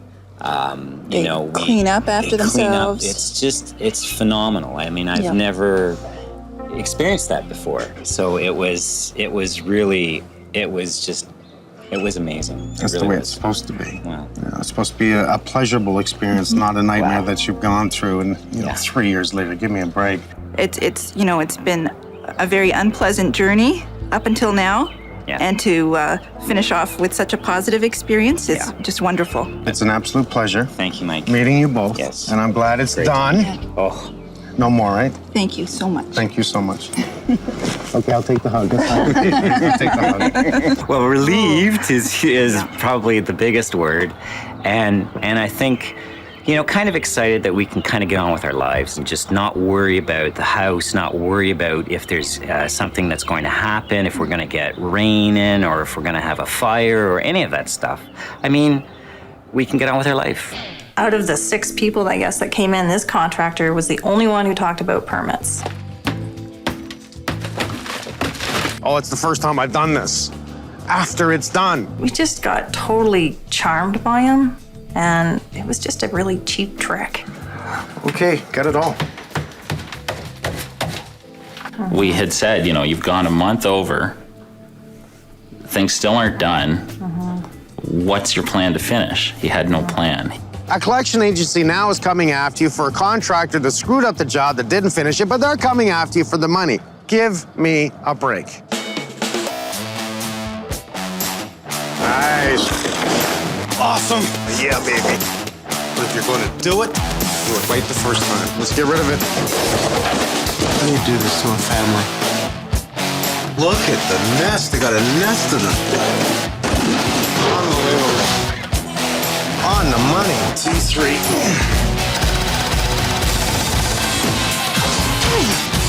My hero! Perfect. Thank you, guys. You like it? Oh, do I ever?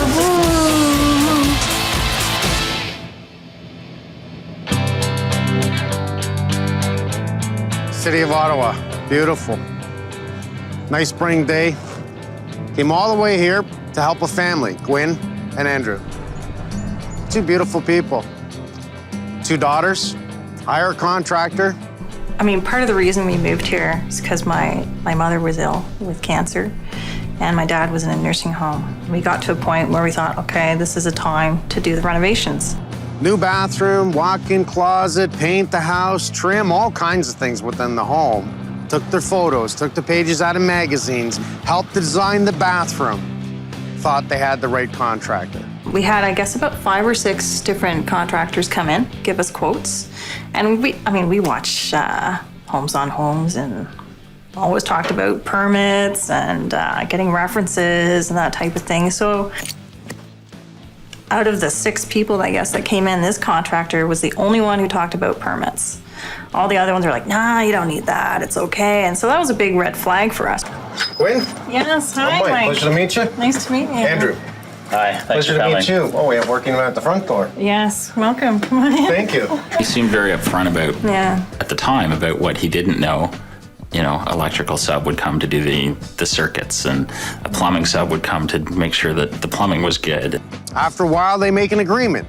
$50,000 charge to do all these things in the house. There was new doors. There was painting throughout a good portion of the house, living room, dining room, bedrooms, and so on. Okay.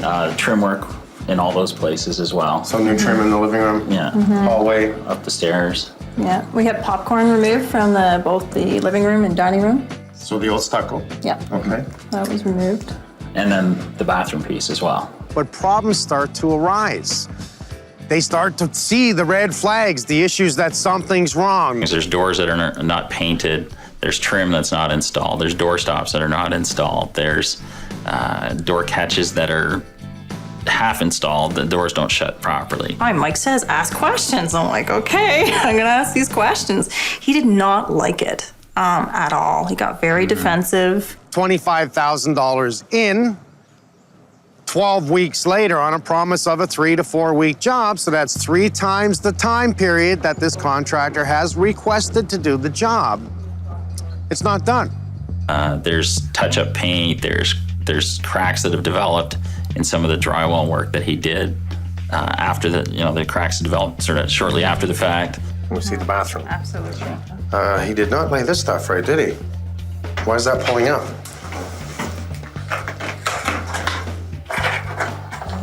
Okay, that's holding a little better, but it didn't hold here. He said there was a delay in the tiles and because he couldn't find the tiles. And I'm like, I went out the next day, bought all the tile, boom, here it is in the house. There's no delay anymore. Come on, get back to work, you know? So no, we gotta go on a trip. This is where the toilet goes. Very important. See how rough that edge is? Yeah. Like it's just the stop edge. Here, here, here. Every single one of them. Did he do the tile himself? Yes. Yes. All right, that explains it. Your toilet will sit there and do this. We had said, you've gone a month over. Things still aren't done. What's your plan to finish? He had no plan. He couldn't tell us how long he was going to need. He couldn't really tell us what the next steps were other than, finish the bathroom, which is obviously the Well, he whole said, point. maybe another 3 to 4 weeks, right? But we're like, well, is it 2 weeks or is it 4 weeks? Like, where are we at here? They've had enough. They say, we don't want you anymore. Let's stop the contract, stop the job. It's not sticking. No. Well, That's not bad. the first flag. As I came up and I said, well, are you using modified or unmodified thin set? And I he's love like, this.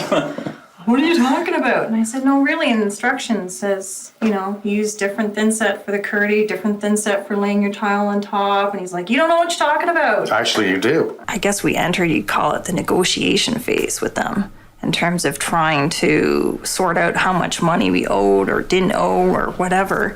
And then called another 2 or 3 times. I want my check and I want it now. I'm coming to your house to get it. Click. Like, I'm freaking out. I got 2 small kids in the house. He's a big guy. He's very intimidating to this family. I want my money. I gotta pay my subs. He starts to become a little aggressive, maybe a little too aggressive. How much money did you give him? We paid him just over $26,000 to this point. Okay, $26,000. He's done trim, he's done paint, he's not even close to finishing our bathroom. Threats of liens. They don't lien. But they do send in a collection agency. So much that they hound them for the full amount. Starts off small, climbs up, now we want $25,000. How the hell can you ask for all the money when the work is not complete?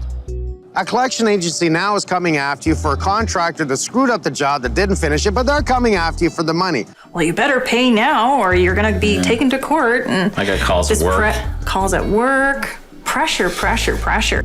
Obviously, Gwen and Andrew have to say, here's my lawyer's phone number. Now the phone calls stop and it becomes a matter of court. It's funny because we were going through like this huge roller coaster ride. And I was in tears and stressed out. And I was like, the only person who could fix this is Mike Holmes. You know, because we'd been through hell, like my parents. And I felt like I had put us in a position because I was the one going, I don't want to have carpeting in my house. And where the hell is the protection for these two nice people? This one nice family that doesn't want to argue, that wants to pay the right person, that is looking for the right job because this is where they intend to stay. They want to live here. Let me take it apart. I'm going to bring all my people. I love coming out here to Ottawa, and we're going to make this one right, and we're going to make it a dream bathroom. We're going to look at other things he's done to the house and see if we can't fix it up, okay? This is upsetting, but I'm going to make it right. Don't you worry. Okay? Thank you. yeah. I'll be back. 12 weeks to put up. What, 20 minutes to take it down? Well, what a Mickey Mouse way of doing this. So, we have a minor structure issue. Only person who could fix this is Mike Holmes. Oh, it's not sticking. You don't know what you're talking about. Actually, you do. How the hell can you ask for all the money when the work is not complete? All right, we got it all tarped up. Let's remove the front door, not the total front door, but the pine door on the inside.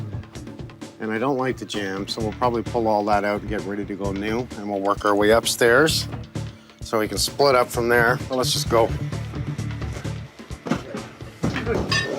Here. The toilet used to be here. Yeah. This is what's really giving me a bad feeling now because they moved it over there. I'm gonna assume, just on everything I see, the floor joists run this way, so they cut right through the floor joist and brought it over. I wanna see what they've done in this wall. I'm gonna pull the outside wall. Okay. This one. I got a bad feeling they didn't vent properly or anything, so I need to see that wall. Now I need to see this wall. Cover up the ductwork so it doesn't pull it through.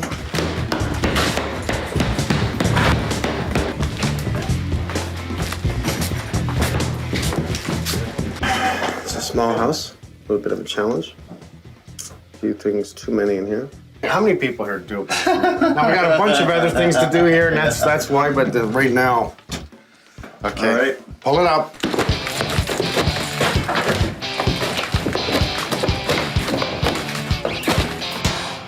12 weeks to put up. What, 20 minutes to take it down? Yeah, good. Came down nice.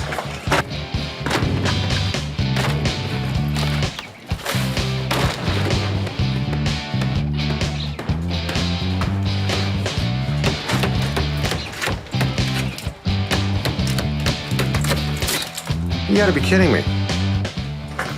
Who started this? Not even straight, right?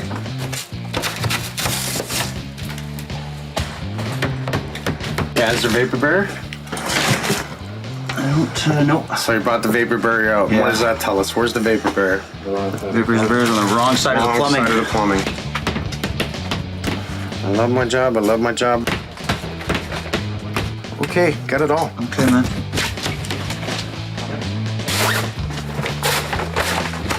It's a good thing they insulated this little wall, so sound didn't travel over top of this little knee wall.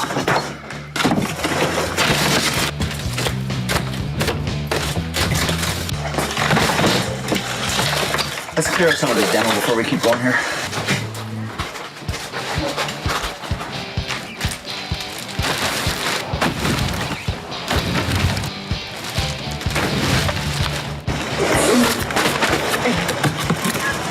One piece of cardboard. Oh, whatever.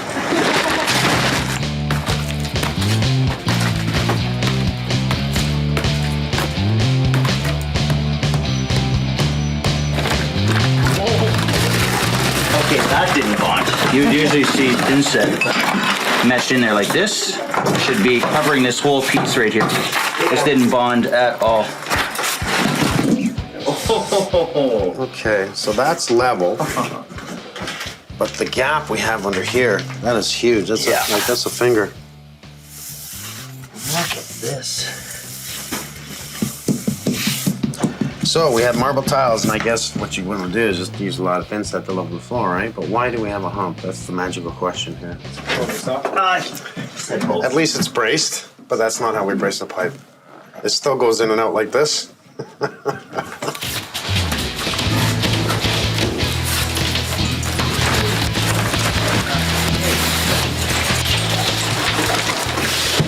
Nice, MJ.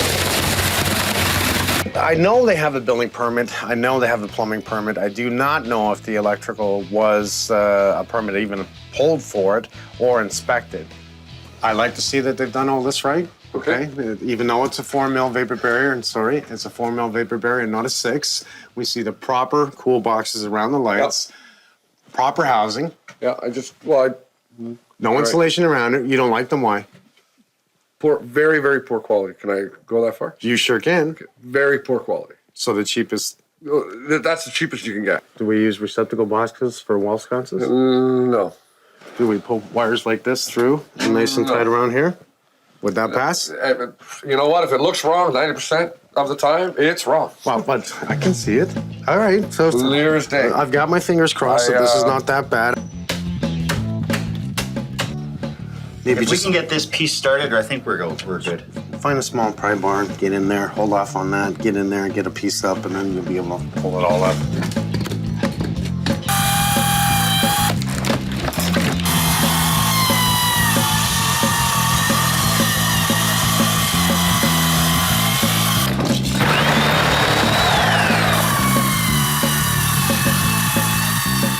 Now, they did a couple of half-decent things because it took you a bit of a battle to get up the plywood. They cut out the old OSB, give themselves some room. Sloppy cuts here because I don't like the filling edge, or no filling edges here.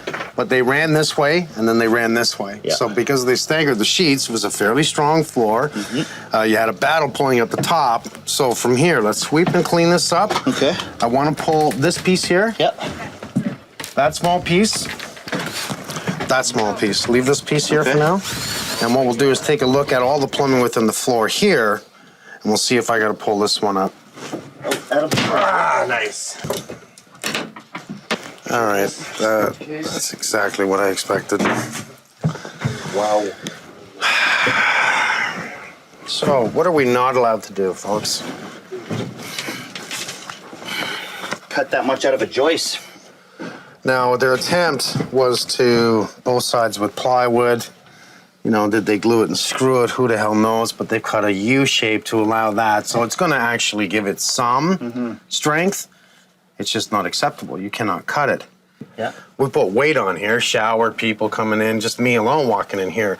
That's why that ceiling crack is we're getting too much movement in the floor this way now because it pivots right here. And I'll bet you if we went downstairs where that line was in the crack, we put a drill through the ceiling, we'd be right here. So we have a minor structure issue.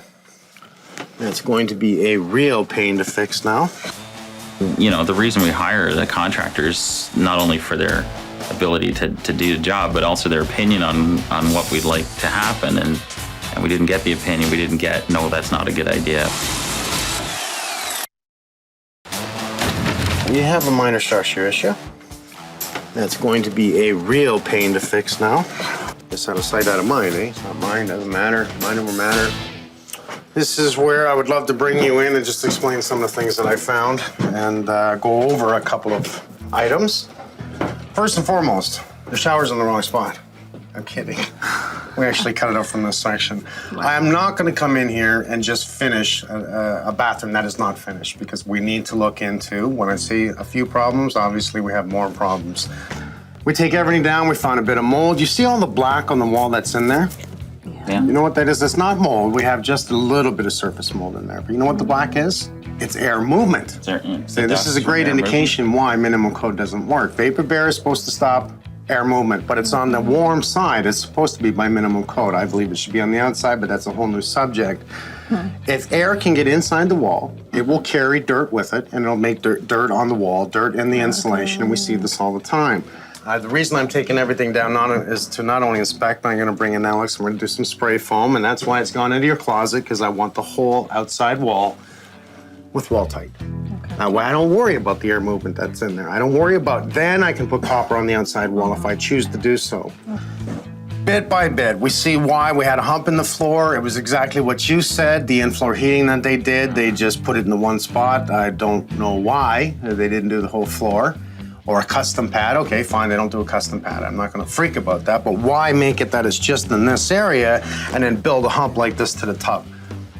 It doesn't make any sense, does it? The plumber was pretty good. I found one mistake the plumber made, so I'm not gonna argue, well, the pipes are a little tight, but other than that, he did very well.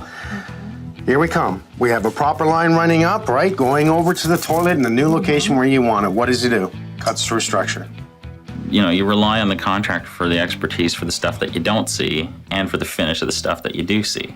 So, you know, you can make it look all beautiful and everything, but if underneath, you know, you're 3/4 of an inch away from falling into your dining room, it doesn't matter how beautiful the finish job is, it's gonna be wrecked in the end, and it's gonna have to be redone.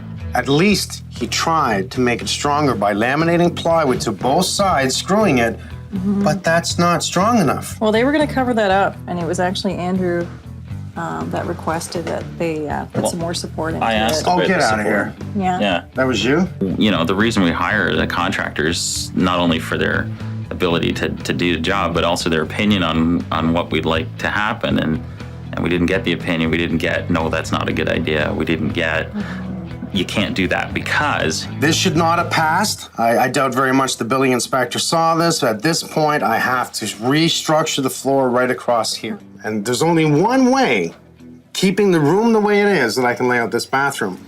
The toilet must come back over to here. I can cut through the joists on the outside because we have an actual structure. This is a double structure here, and below it is another structure. Remember, you know, downstairs in your dining room where it leads to the living room? We have that open window? Yeah. Okay, the structure underneath this is holding up, and that's your open window. Okay. So I can come through that zone and actually put your toilet right here with its rear to the wall. I don't really like that because now you open the bathroom door, and what do you see? That's what. What's wrong? Yeah. We never want to sacrifice the integrity of the bathroom and make it. We want it to last. It's a big feature in our house. We always try not to break the toilet present, but you don't really have too many choices here. Because of the structure, unless I start bulkheading downstairs, which I'm willing to do, which means I'm going to break open downstairs anyways, but it's going to create intrusions on your looks. You already don't have the tallest ceilings except for the cathedral ceiling you have in the living room. The previous contractor thought that talking to us and us having him, asking him questions and so on was slowing things down and was a waste of time and that we shouldn't be interrupting and so on. And this has been the exact opposite. This is what we're doing. This is, you know, this is what you need. I've considered this, and have you thought about that? And it's all this feedback, communication that we just didn't get from the last guy. Yeah, They were not 80% done, I'll tell you right now. Not even close to 80% done. I give them 50, 55%, and even then, we had to take it down. Yeah, I'm very excited to see what it's going to look like in the end because it's going to be gorgeous on the outside, but you know that everything underneath it is going to be bang on as well, and it's going to last, and it's going to be a great addition to the house. Now we're just gonna work around each other. Okay. Working like I got a fast food restaurant. Cheeseburger? I'll get the fries. You've gone a month over, things still aren't done. What's your plan to finish? Oh, it's the first time I've done this. After it's done. A collection agency now is coming after you for a contractor that screwed up the job, that didn't finish it, but they're coming after you for the money. Give me a break. I want to take my copper from there because that's where I have my hot and cold supply coming into this bathroom. Okay. I would also need to get at the early stage right now, get the access from underneath. Downstairs, that's so easy. I can start running the new line for the toilet. Okay, and Alex is gonna spray foam, which stops this all. Once Alex is spray foaming, I can start the work downstairs, right? Because I'm not gonna be conflicting with anybody. Yeah, well, I don't mind actually opening that, but I want to get these floor joists in right away. So this is done. We're not damaging the ceiling anymore downstairs, and it starts to allow you to work in this area, right? All night long, all night. So much air movement. Look at the holes here. Yeah, I was just, here you go. Right, here's the roof line going downstairs. Yep. It is about here. So any pocket that can pull air, because those roof vents are right outside, right? They're gonna pull air from the soffit downstairs. It will actually pull it in and maneuver it through the wall. That's why we see all the dirt and the dirty insulation. Okay, we're almost clean? We're almost there, bud. Get them in here. Let's get it done. We got a lot of work to do.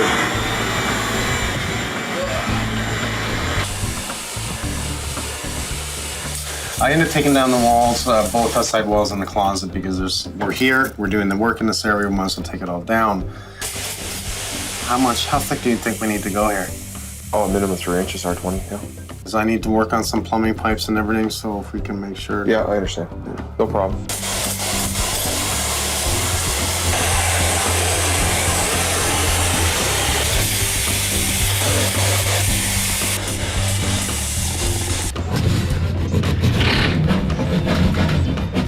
I'm just cutting a hole in the drywall for the plumbers right now. I guess he's got to rerun his line. I just need to expose this so Martin could get to the main stack. So he couldn't get to it up there in the bathroom. Okay, I'm gonna give it a little tap, okay? There you go. Thank you, sir. Hi.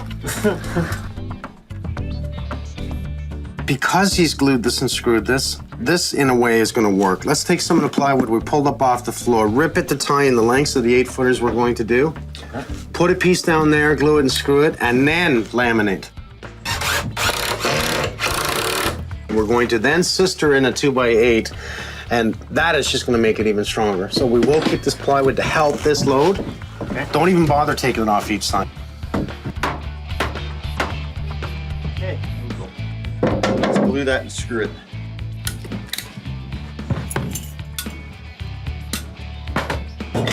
Okay, screw that sucker, please. Nice. Can you get in there at all, or do you need the angle drill? No, I think I can get it. This is all garbage. It's all coming out. Junk like this, it's just easier just to rip it all out and start all over. Save me more time than trying to repair it. I'm changing these boxes. They're not supported properly. It's supposed to be supported on both sides, so that's the first problem with it. This is a gangable box that can fall apart. To top it all off, this is for a light, so it should be an octagon box, not a device plug. They use deck screws to hold the box.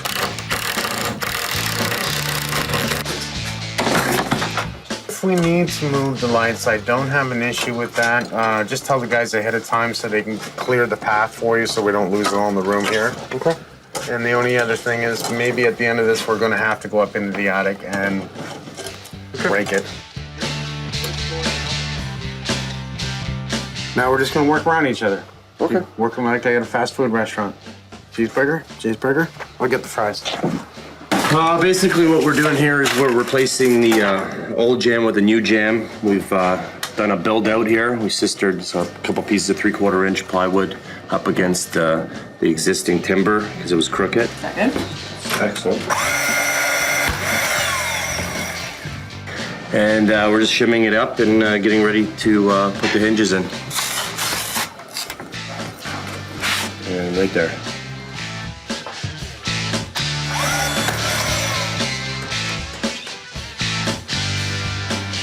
I talked to the homeowner. Yes. They really don't like this idea of seeing the toilet. She said, can we put the door in the change room? And I said, that's perfect, because putting the door in the change room allows that room to breathe into the other room and not take on so much from the bathroom. Right? Because all on its own, that's exactly what it's going to do. A lot of the moisture is going to go into the closet. This door is going to come out, it's going to turn around, it's now going to pocket in this way, and I want to drive it as far that way as I can. Right, because usually a pocket door is what? Is because there's no options really, right? So you can't Right. swing it in. In this case, there was no Right. options. Yeah. So I prefer not to have it because these are not pocket doors like we used to make years ago. These were Right. designed for a 2x4 studded wall, and they're crap. Yes, as soon as you start moving them, they go out of square. But However, if they really want it, we'll put it back in and we'll make sure we'll do it to the best that we can do it, not installed like this. This is just not the way to do this. You know, they're really, man, they don't stud. Look at that stud. I know. That's not even the worst. And nothing's on 16-inch on center. But that's not even the builder, right? This is what they did? No, that's what they did. That's not the builder. The builder was the outside crap. Yeah. These guys are the inside crap.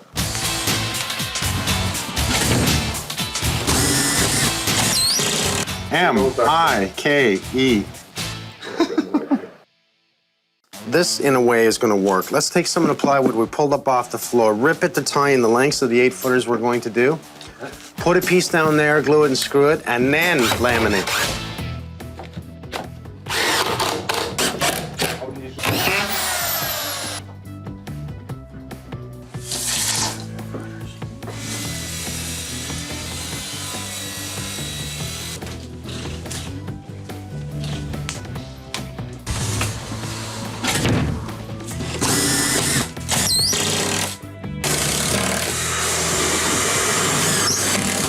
Can you see that again? That's not bad right there. Okay, just leave that.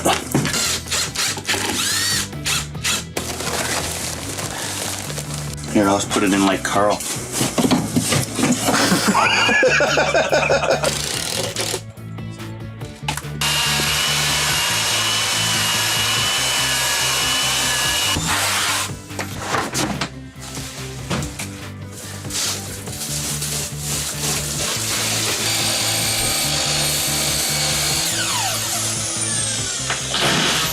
That is really good, man. Nice and level each way.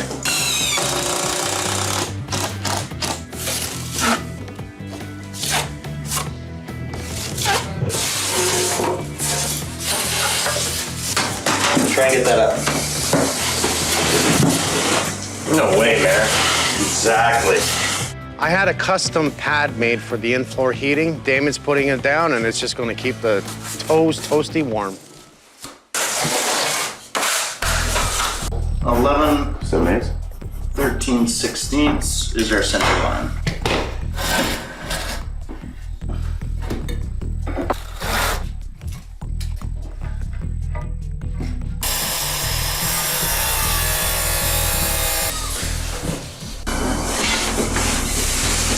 Got it?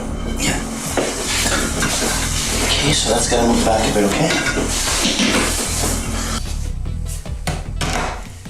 Hang on. Look at that. 4 levels, don't lie. Nice job, man. Okay, let's clean this up. It's not bad. It's got to come up. No, for some reason it's sagged again. That's it, right there. That's perfecto. Well, the reason Adam here is using his hand is if you can see with the float I'm using, how do you get grout? See all the detail in this? You'd never get grout everywhere in there, so it's easier just to take your hand. It sounds a little barbaric, but you know, use the tools of what you have and just rub it right in. Otherwise, you'll be doing this forever with this. Looking good. We can see we moved the door over. We're getting ready for the cabinets. Got the guys downstairs putting cabinets together. We have 2 days left, today and tomorrow. Whole object is to finish and give it back tomorrow. Man, it's looking really good, isn't it? You like it? I do. I do. Love the border effect. I love the idea that the glass is coming up, center point, leaving that look. Yep. Because it would have been too close. That's what we talked about when we were drawing it out. Yeah. And that's why I wanted that tile there. That's a level tile line all the way up, so that glass should follow that. Okay. Okay. Very good. The actual design of the shower is not too difficult, but you kind of learn the little ins and outs and problems you may come across. Once you get it in, just make sure everything is square and lines up good, because in the end, if it doesn't line up good, it's not going to work right. Well, I don't see this too often. This is like a sealer that you've glued to the glass, is that right? This is self-adhesive. Oh, it's self-adhesive. And that way I can adjust the door properly, and then I'll take up whatever is left on the other side. And you actually have that lip just to the inside. Perfect. Right now, we are just building the shelves for in the closet, and hopefully they fit up the stairs. That's the only thing I'm concerned about, but I'm sure we'll figure it out. Okay.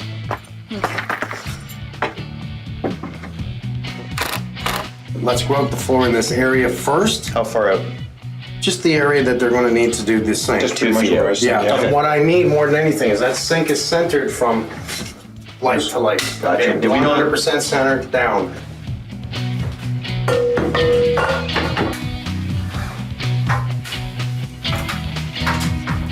What I'm looking for, got that little tint. Exactly, not too heavy. I won't say purple, it's just a little tint. Kind of a cross between a light taupe with a bit of purple in it. Okay, at 20 after, I need you outside. As a matter of fact, I need everyone outside. It's my son's birthday.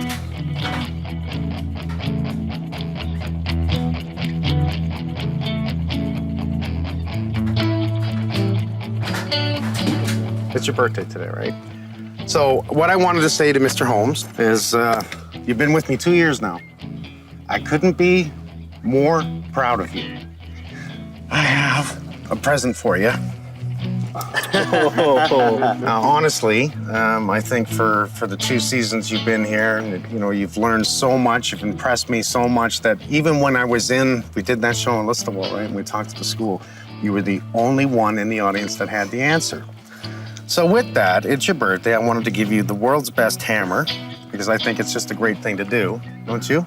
So I want to say happy birthday, and I love that you're here. You want to really shake my hand? Ah, shake your hand. Just don't give it to me. Thank you very much. Love you, man. Love you too. Okay.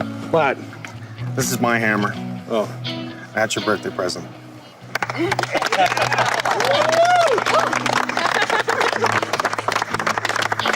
Take a look. What? Oh my God. You're f***ing kidding, right? No. No, this is yours. What do you think? His pants are getting shorter. This is amazing. Take a look at it. Oh my God. I thought I had to give you something better than a hammer. This is the adrenaline. This is awesome. We've got a toolbox on the floor there. You've got a compartment here, compartment here. We even plated you up with the HOH. This is a little powerful, this truck. This is a little peppy. Want to go for a drive? Say, yeah. Let's go. It's your birthday. Thank you. Happy birthday, Mike. Thank you. Thanks, Dad. Love you, buddy. Love you too. Getting awful big.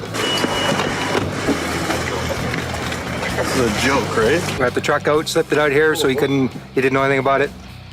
It's cool. So we're taking him out tonight? Yeah, we can take him out tonight. He's 19 now. Casino? That's right. Let's go. This is unreal. Careful, Mike. There's 300 horsepower in there.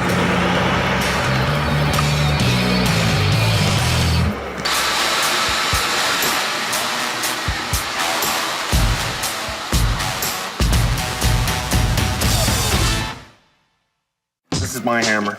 Oh. That's your birthday present.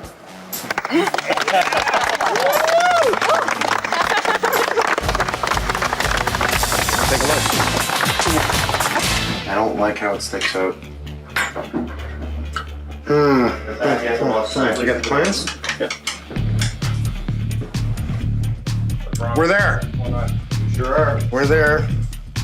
We're just finishing off the closet here today. It is the final day. And as usual, we're running like crazy trying to get it done.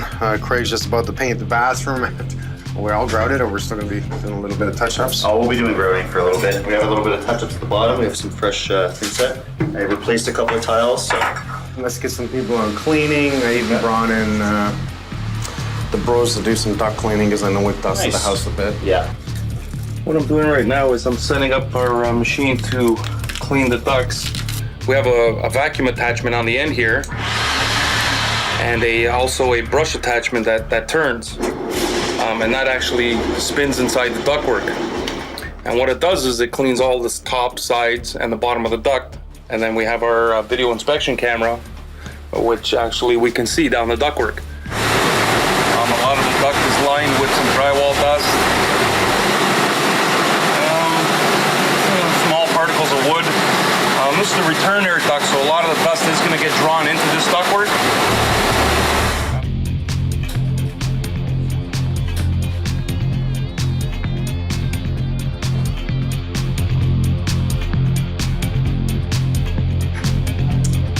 nice. You know, the toilet's going in. We're almost done. Happy, happy, happy. I'm really fighting the thought of having this cabinet here. Now, in the drawings, it only shows the, I believe this is Andrew's, this one's Gwynn's, and I can imagine that they share the center one, but they bought two, and it wasn't in the plan. So what we did was put up the two cabinets on the right, which is for knickknacks. I can't imagine what they're gonna use it for, but it's theirs. So we slipped this one in, and I'm just looking at it before it goes permanent. What I don't like is how tight it is. Also, how this one here obviously protrudes the white cabinets. And I think what I'm gonna do is I'm gonna leave it in place. We'll cut two pieces of baseboard, one that will go from the casing to the cabinet, the other one that will go from the cabinet to the casing, and I'll leave it and let them see it. This is probably my favorite painting tip. This is always great to teach people how to cut a nice straight line. So what I do is I take a painting tool or putty knife and horizontally drag it across the ceiling very lightly. Usually it'll leave a little gray mark, like a little pencil mark. And basically all you do is bring your line up to that pencil mark and you'll have a perfect straight cut. It's great for teaching people how to cut a straight line.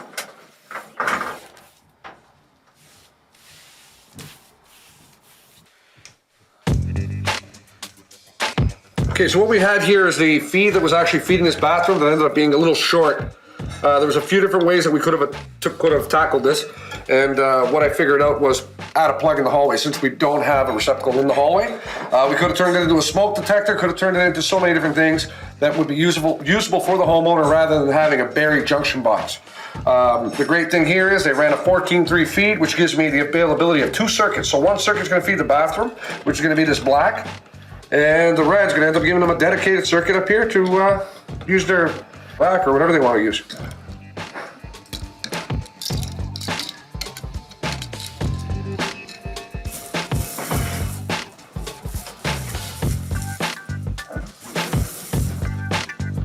Well, we have a bit of grouting to do here. You know what? It's just a major cleanup. I know Frank's just finishing up here. We got to hang a vanity mirror, some caulking, and really just a major cleanup. I mean, we're not too far away, but just everything all together. You know, I don't relax until the whole thing's done, so I'm still a little bit stressed out, as the guys could probably tell you. It's a fact. It's true. So we're just gonna give that a little sand and then paint the top? Yep. Okay, very good. Thank you, thank you, thank you. Oh, there's an awful lot of bodies in here. Okay, but I think it's basic for this one, right? Right here. Well, since you're sitting there, I think so. Kind of makes sense. Right there. I'd like that right there. Some people would like the obvious spot here when I gotta reach over and do this. And you're pulling backwards like that, you know, reaching for it. I like it right here, maybe. Yeah, nice and easy. When you're driving your car, something like yours. Exactly. Reach. You know what I like? Right. This magazine rack. I have a big reader on the toilet. Can we get another one in here? And should we? Well, we have a glass rack too. I remember I saw the glass rack. Yeah, there's a glass rack. Right? Nice rack.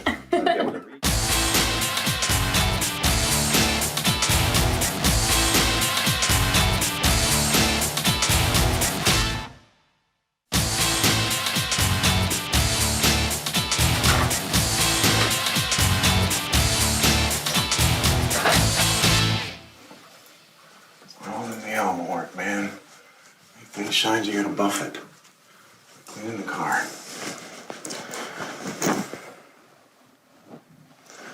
Look, about 11th hour. We need it. Lovely, lovely, lovely.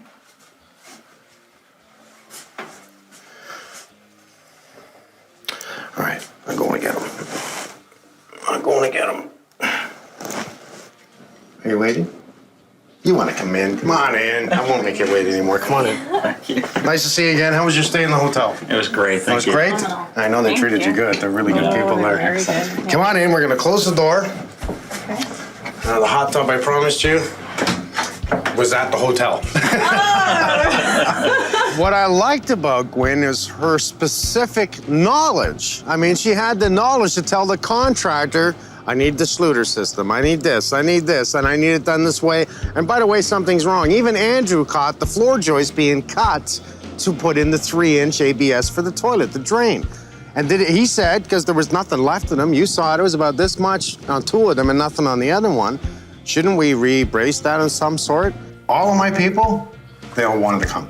So they did. We actually painted the wall in your staircase, put up your rail, painted your rail, sprayed every single door in the house that was downstairs, upstairs, all the new doors that were not finished, okay? We trimmed out the rest of them, finished your baseboard throughout the house, so it's actually fairly complete. You go into court because someone brings you to court.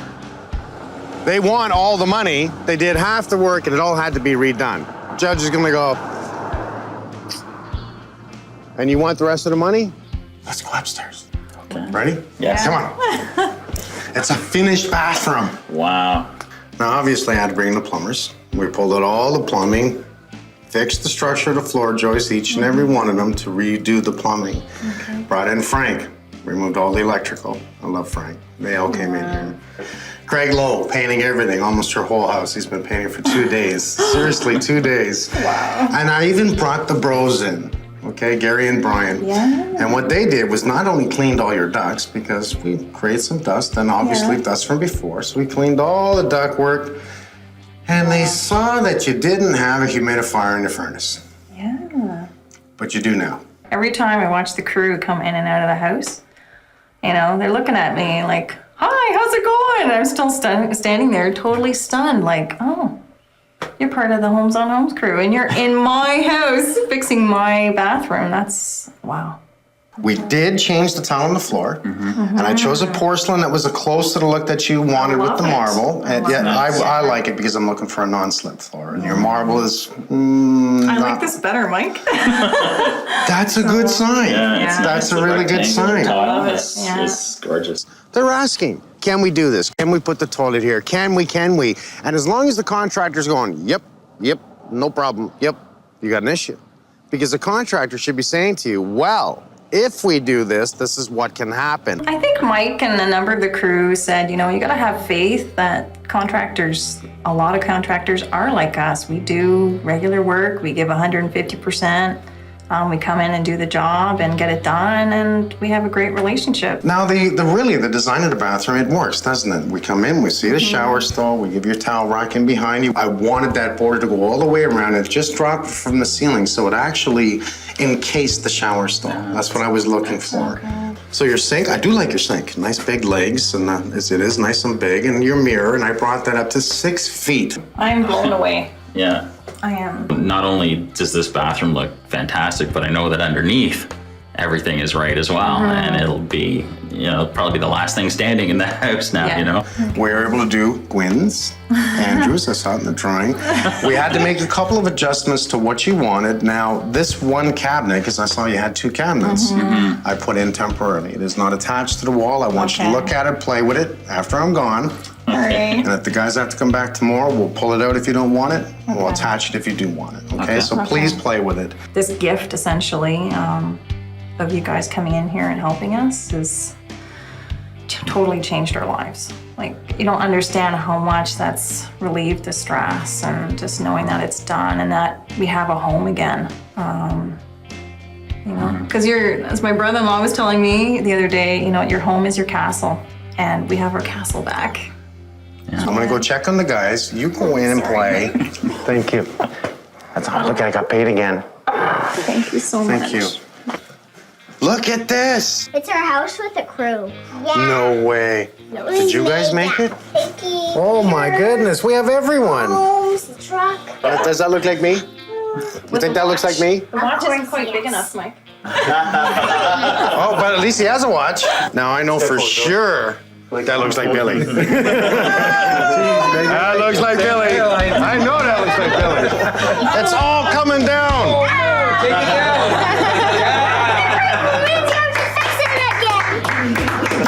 What does that say? Make it right.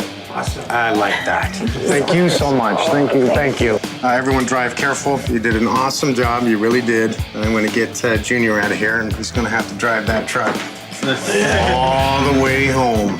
Ready? I'm driving. You're driving? I'm driving. That's your truck. It's a long drive. I'm ready. You know, in case you need a break or something, we'll stop and maybe I'll drive. I think I'll be good. Ready? Yeah, the question is, are you ready? Let's do it.